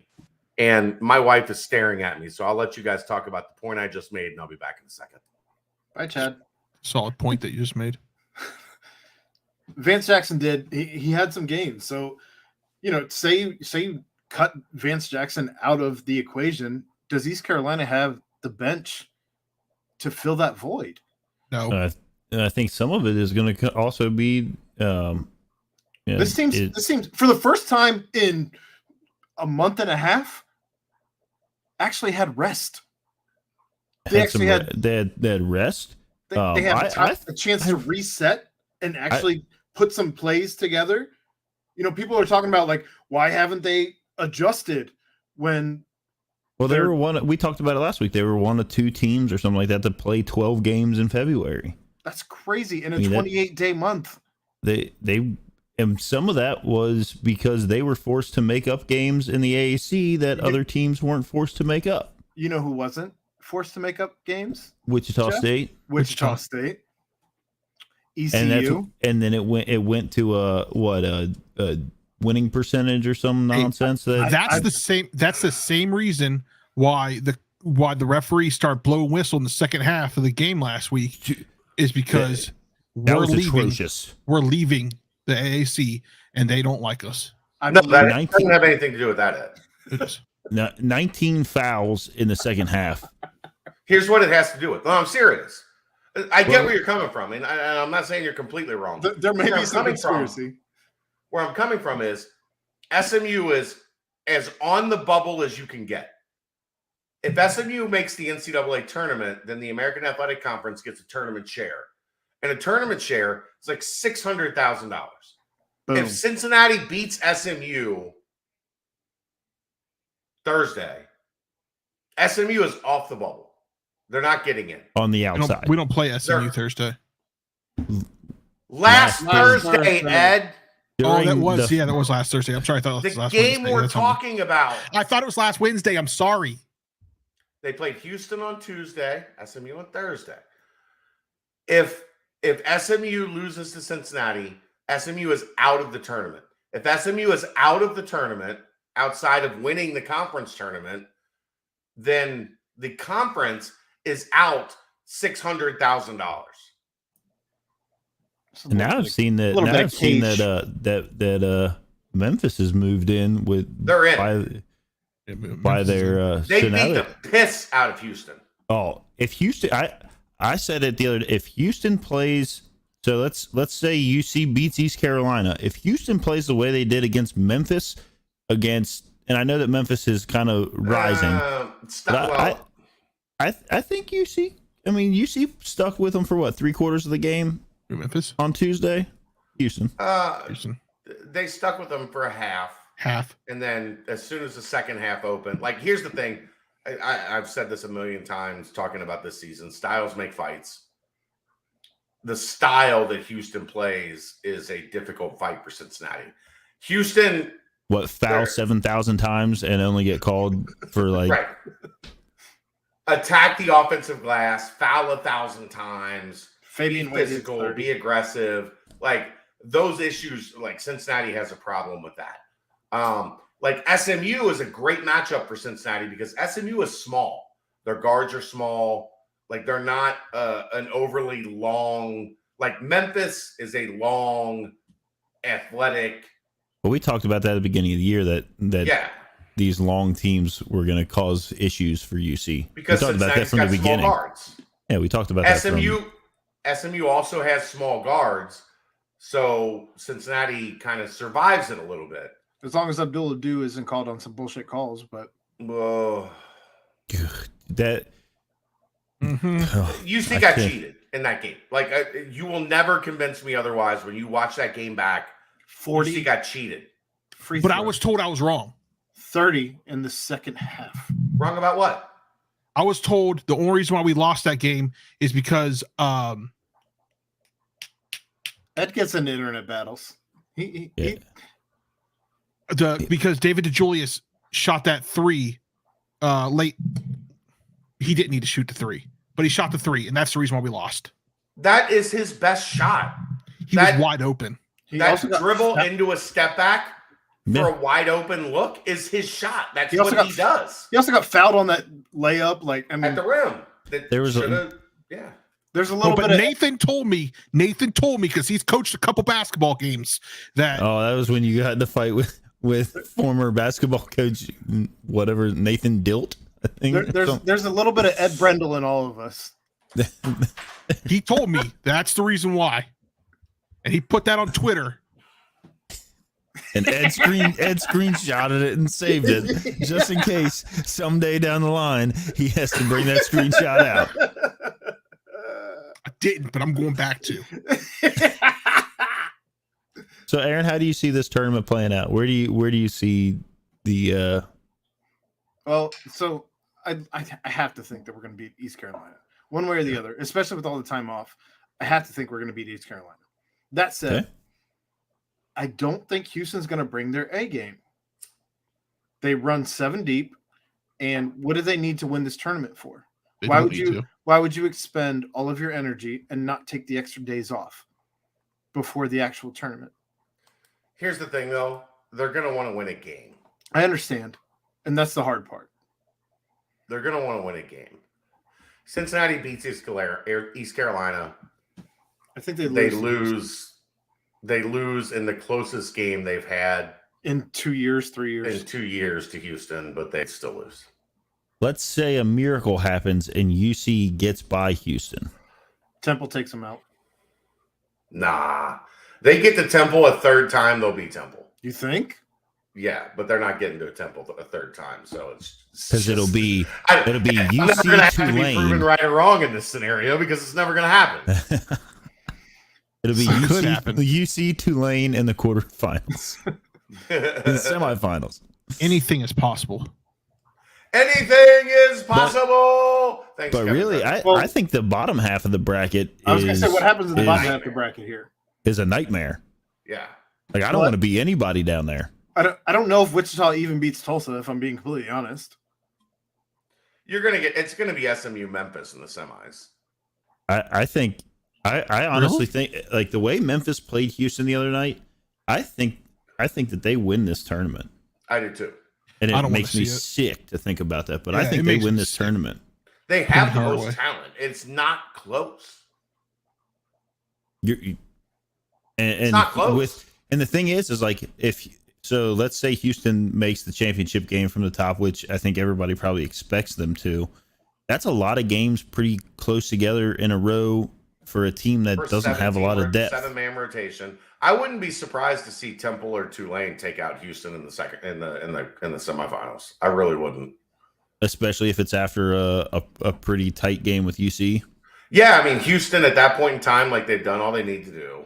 Like, yeah, maybe they're not only have 7 deep. They've got it. They're coming back at noon the next day, 1 o'clock the next day, or 3 p.m. the next day, I guess.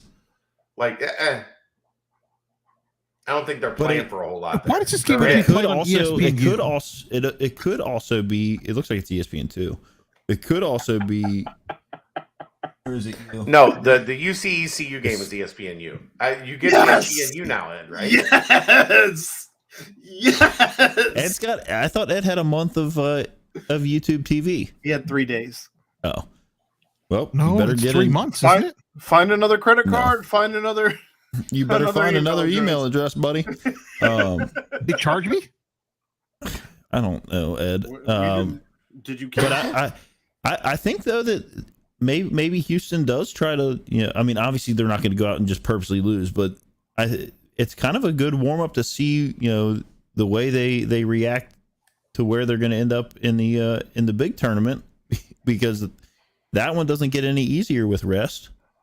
Yeah, I mean, but you don't want what I don't think Houston wants. Like, you go 3 games in 3 days with 7 guys.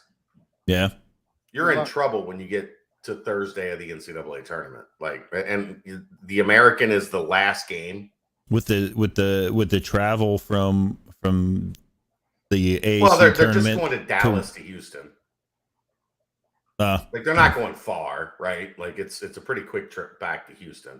Even no, Dallas, I mean Dallas to where Memphis isn't far. I mean to wherever they What's end that up have to do with anything? wherever they end up in the bracket. Yeah, what I'm saying is they don't, like, Sunday after the game, they don't have to travel far to get back home. 2 weeks. But I was just saying more like the travel from the AAC tournament. Obviously, if you go 3 days in a row, you finish that one out, and like you said, it's the last game on what is it, Sunday? Yeah, last game on Sunday. It's the last game before the bracket's revealed. Then the bracket gets revealed, and so if they make it there, obviously, I think they probably get a more favorable location. Possibly. There's no guarantee of that. But there's no guarantee of that either. But the possibility is better that you get a better location, right? If you're a higher seed, potentially. I guess if you're a top 4 seed, if you're a protected seed, I don't think they're going to be a protected seed. I think they're going to get screwed, because if you look at their resume, yeah, it ain't great. I did hear a lot of people that started bringing up their resume, and obviously I haven't really looked. We've talked about for like 3 years, the American Athletic Conference team gets like bumped 2 seed lines. Houston's getting bumped 2 seed lines.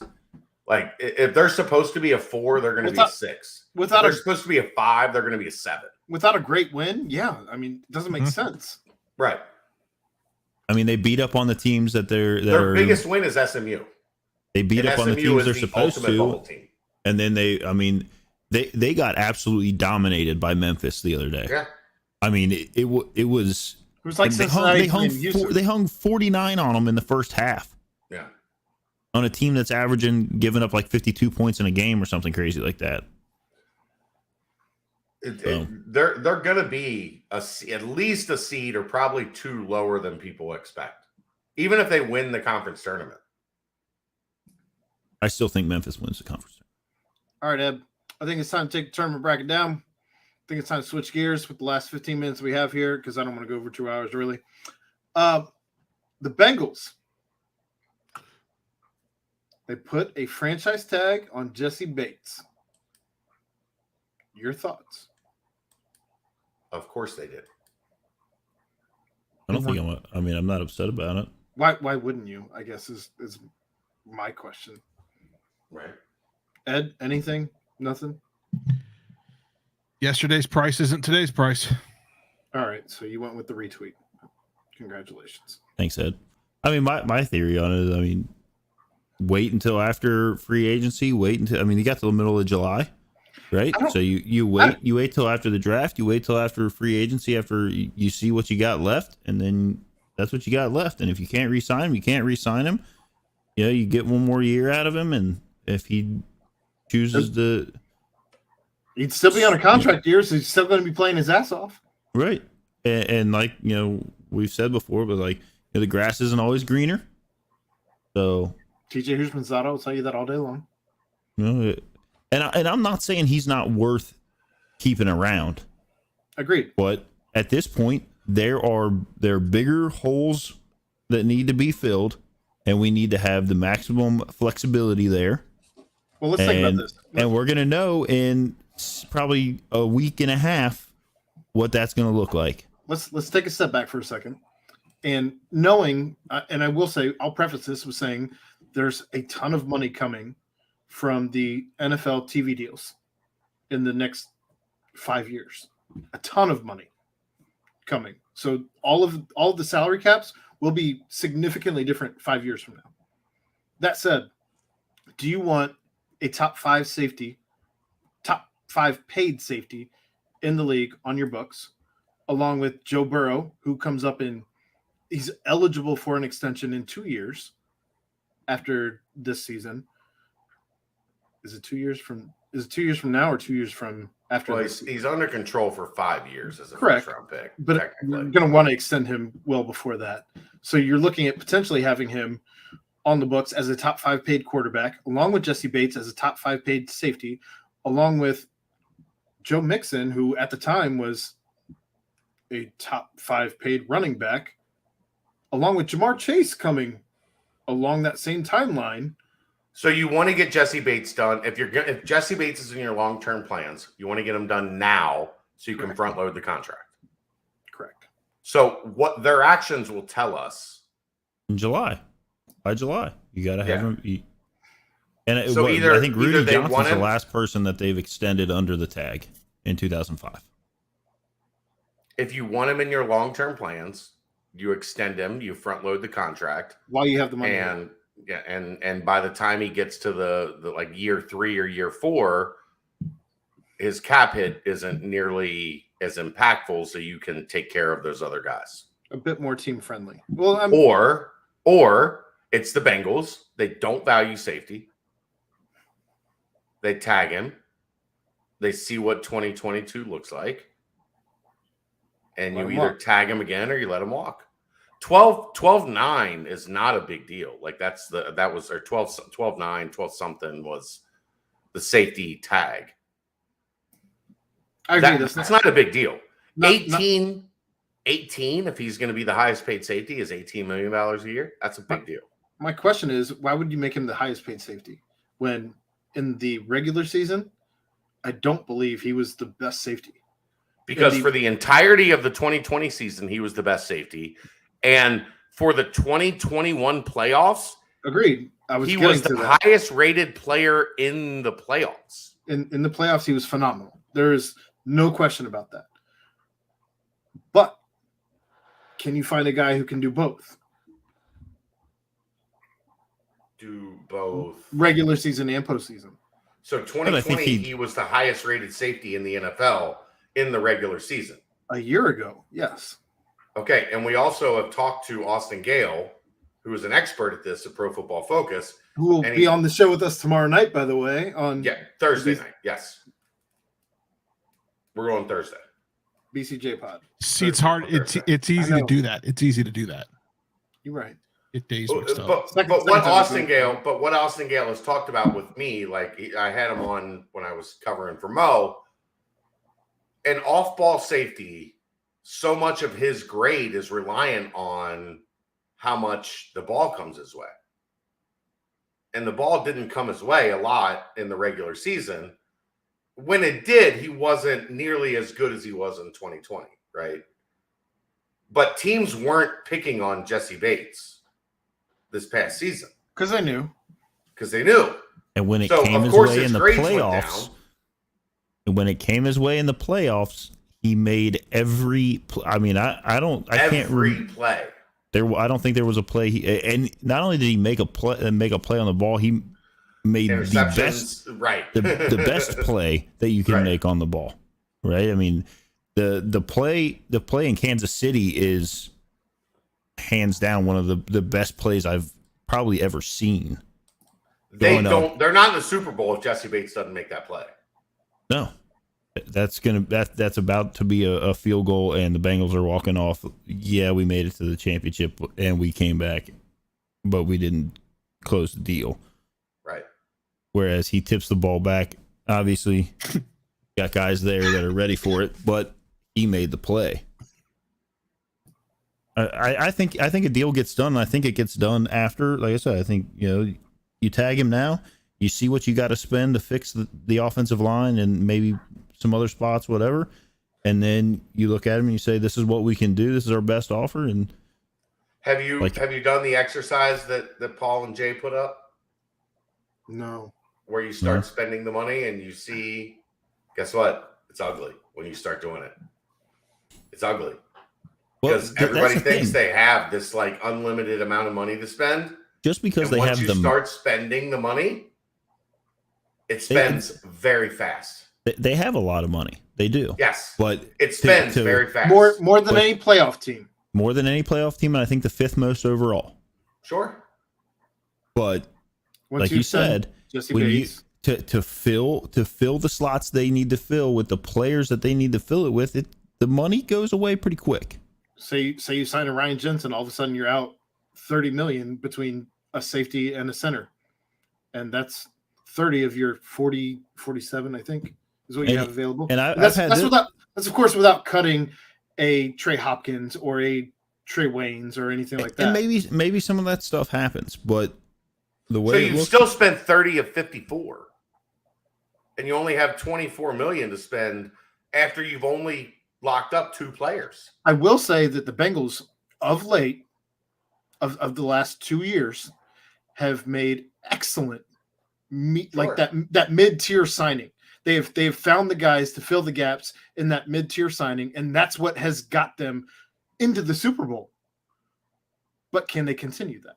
Well, remember, everybody thought if this team was going to have any success, it was going to be offense.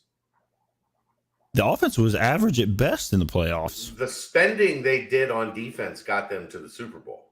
Oh, absolutely.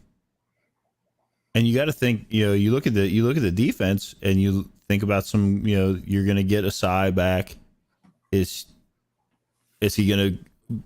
what he did in his limited time in the preseason going to really show up in the regular season? I said he was going to be the steal of the draft, and then obviously we didn't really get to see anything out of that. Another concern you have, though, with the Bengals is the fact that they don't put money in escrow like pretty much every other team in the NFL does.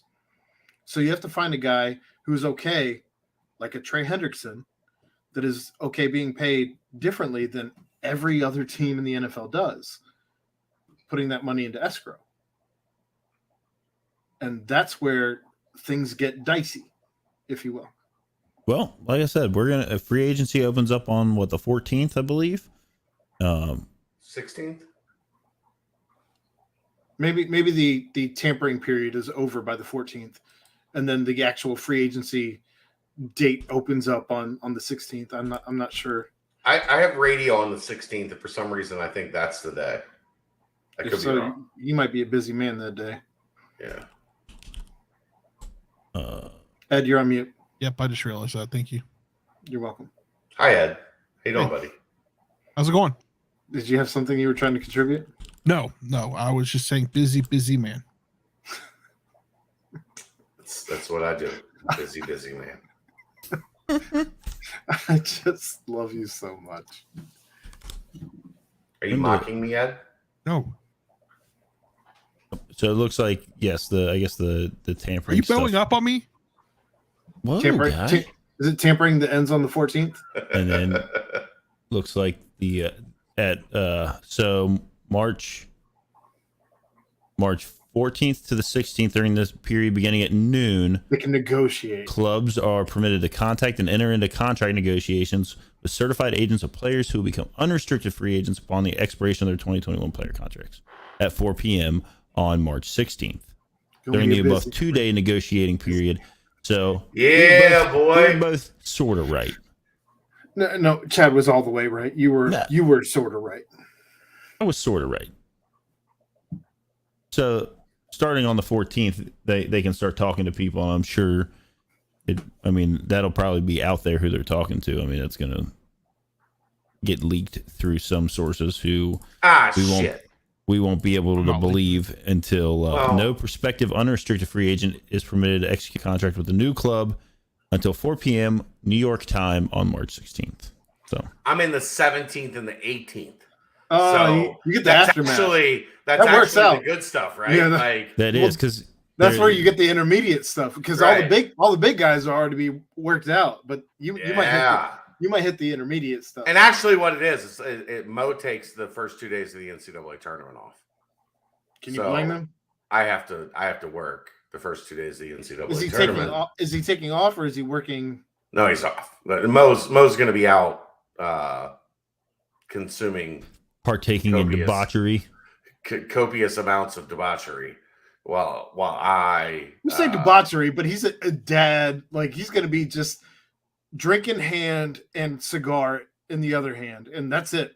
It's not debauchery. No, he's going to leave the wife with the kid, and he's going to be out with his buddies watching the first 2 days of the NCAA Well, tournament. it's not like he's going to Vegas and partying it up. Like He might. I don't know. He's done it before. His kid's old. His kid's like 4 or 5 years old now. Like So you're going to have an awfully fun day on the 17th, I think. Yeah, I think so. I think There'll be a lot of like good content and probably speculation and maybe a couple signings to talk about. And plus, like the transfer portal is going to be wide open at that point. I'm sure we're gonna have conversations about Bearcats leaving, Bearcats coming in, who's next. Yeah, depending on what Xavier does tomorrow. Nothing. They might be in the middle of the transfer process. Like, Yeah, I mean, with their coach.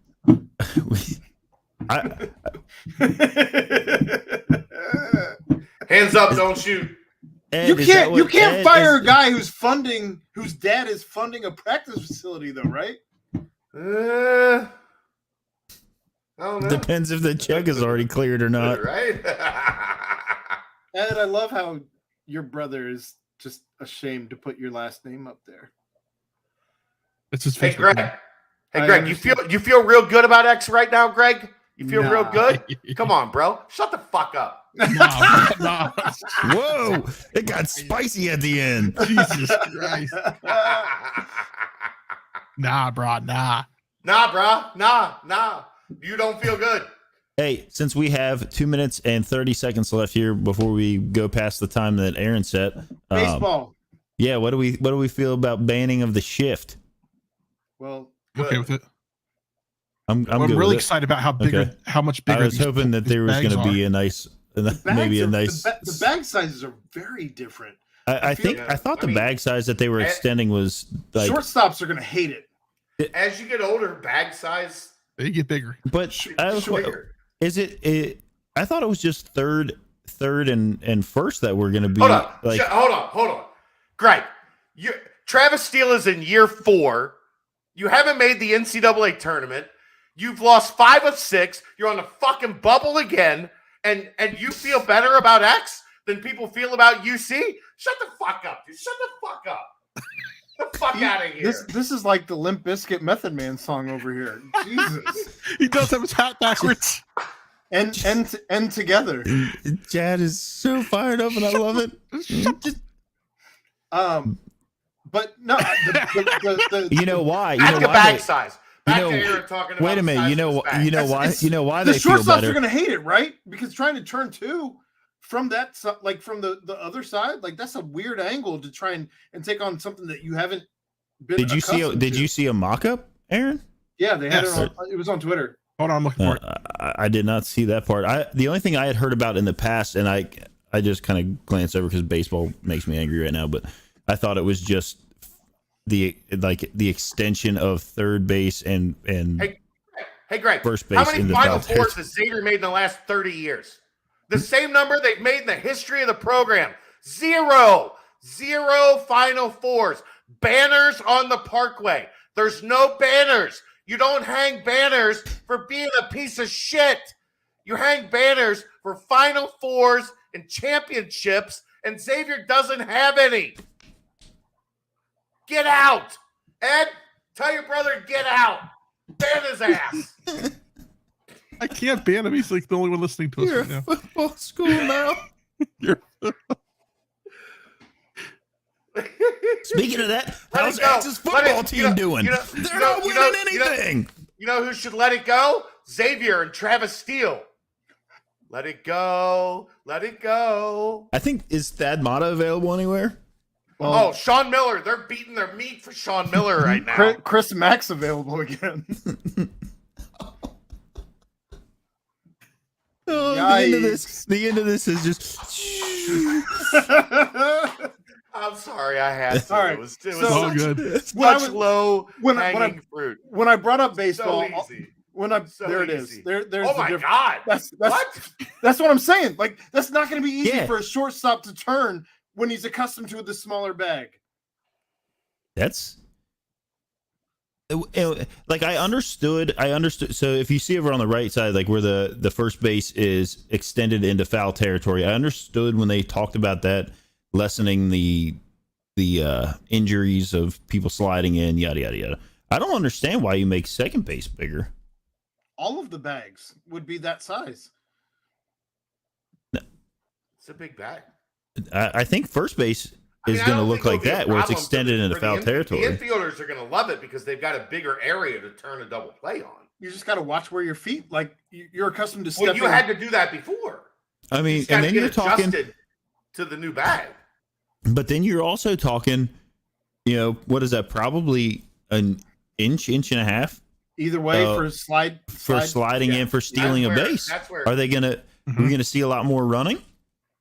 Maybe. Perhaps. How many? I think How that's many? probably We haven't seen attention. running in years. Should we bring back Billy Hamilton? Ricky Henderson No. is still killing it for career bags ever. Like, that doesn't make sense. Greg, you don't want this smoke. Greg, I you need don't a want s- this smoke. He wants a Greg- segment to defend himself. You don't want this smoke, bro. Greg, take it to Twitter. take it to Chad's. I would guess there's a 95% chance I have Greg blocked on Twitter. Probably not. You want to bet? No, he's got his account locked up. You'd have to actually follow him to see his tweets. He's got it on lock. Can't imagine why. Oh, there's lots of people that don't have the balls to say something to me in person. They put their account on private and then talk shit about me. You one of those, Greg? You one of those? All right, moving on. The only reason I brought up baseball was to say UC, Indiana, didn't go well for UC. They did drop to Indiana 7-0 tonight. Oh, Did? they've been playing well. 7-0. they've been playing great. That one hurt tonight. But this Walked off Ohio State. I think Indiana didn't score or Indiana didn't have a hit to Chad, score their first 5 runs. Chad, I want Guggens on this podcast. I think this is a I can good get format. you on this show. I think Guggens here. I think that one works. Who think I could Guggens used to probably make coach that. for? I almost reached out to Gentle today. He left for the minor leagues for the big leagues. Hey, zing! Almost reached out to Gentle today to see if he'd hop on with us tonight, but I didn't. So if Gentle's listening, you have an open invitation. Let us know when you want to hop on. They've been packing the stadium down there. Hey, Yeah, it's been some fun game. It's been some fun baseball to watch. Leaving practice on Saturday. Packed. It was packed. Packed It was house. packed. Over I mean, 2,000 again. Well, I was going to say Well, it's been it was almost 70 degrees, and they're doing doubleheader on Saturday, right? I mean, but it's still fantastic to see. Yeah. I want to see them get an actual name on the stadium because I think that's a necessary evil. That was getting annoying during the broadcast. I don't like UC Baseball Stadium. I think we got to figure out. Somebody get a hold of Uke. Uke. He's got a brewery now. Like, he's got some money coming in. Figure it out. He's slinging up The the problem brews. is they can't. I think because it's in California, they can't send the brews here and sell them. Fine. You still got some Open extra up- cash open flow. up- Put open your up a name saddle- on the stadium. Oh, Open it's up a easy to satellite spend somebody location. else's money, isn't it, Aaron? Yes, absolutely. Every time. He spent the All right. Bengals money. He's spending. That's another episode of Pardon the Punctuation. As always, thank you to Chad Brendel for hopping in with us. You never know what it's going to bring. Greg, good luck. But for my co-hosts, Jeff Howell, for the self-proclaimed best producer, I think I'm coming at you, Ed, especially with you being late. I am Aaron Smith. This was another episode of Pardon the Punctuation. We'll see you next Tuesday. What happened to 15 seconds? Oh, just trying to get. Oh, did you have the wrestling? I mean, I kind of. Okay, well, fire it out there then, Ed. 60 seconds. Let's go. Here we go. You didn't have it last week. 5, 4, 3, 2, 1. Shut the fuck up, Greg. You got your. Does that count? Okay. So 2 big things. So AEW Revolution was this weekend, and CM Punk took on MJF, and I'll tell you what, the build up to that fight was freaking amazing. There was some emotional build up, and then last Wednesday before Revolution happened, you thought that MJF had a heart for a little bit, and then he attacked CM Punk and just bloodied the hell out of him. It was the buildup was great. So this was a dog collar match. In the middle of the match, so CM Punk came out with his old, like the way he was when he first came into the WWF, played AFI as his theme music, and from what I saw, yeah, thank you. So from what I saw of the highlights, it was an amazing match. I can't wait to go back and watch it. Also, big news that happened last night. Kevin Owen has now. He challenged Stone Cold Steve Austin to a fight at WrestleMania. And apparently Stone Cold Steve Austin has accepted. But nothing on, like, didn't William Regal show up to AEW? Yeah, I was just trying to get that. Ed, I'm gonna help you out with your whole little AEW segment. AEW is gonna be dropping a video game. Yeah. Are you in? Like, maybe my stepbrother will be in it. He's done, like, he's been a jobber for AEW. Like, he might be in it. Can't wait until the summer when we're struggling for content and we get Chad's brother-in-law on. Stepbrother. Did you know he was the one that did the chili? Like, he was the first one to chug the chili in his beard and all. He put out new shirts. You know, he's Lord Crew, right? Right. He put out shirts chugging the chili. And labeled it Crew Day. That's a good one. I've got him around here somewhere. Like we have a couple of the Crew Day shirts. We can have him as a guest on the show, Ed. We've talked about this multiple times. I know, but you just never have told me you're ready for it. We're getting to the summer. Summer is coming when there's content, especially if baseball doesn't figure their shit out. There's no baseball. Baseball's not happening. Figure your shit out. Well, they're apparently getting things real close tonight. We'll see. Sure. Okay. And then tomorrow it's going to be like the sides are so far apart. Also, Pat McAfee is wrestling at WrestleMania. Also, if you want to talk about wrestling. By the way, Greg, if you want to talk about class people, if you want to talk about class people bringing in and then you drop a zip them up, get the fuck out of here. All right. Again, that was another episode of Pardon the Punctuation. Let's go. I'm Aaron Smith for Chad Brandel, for Jeff Howell, for Ed Mayhall. That was another episode of PTP. We out. Boy.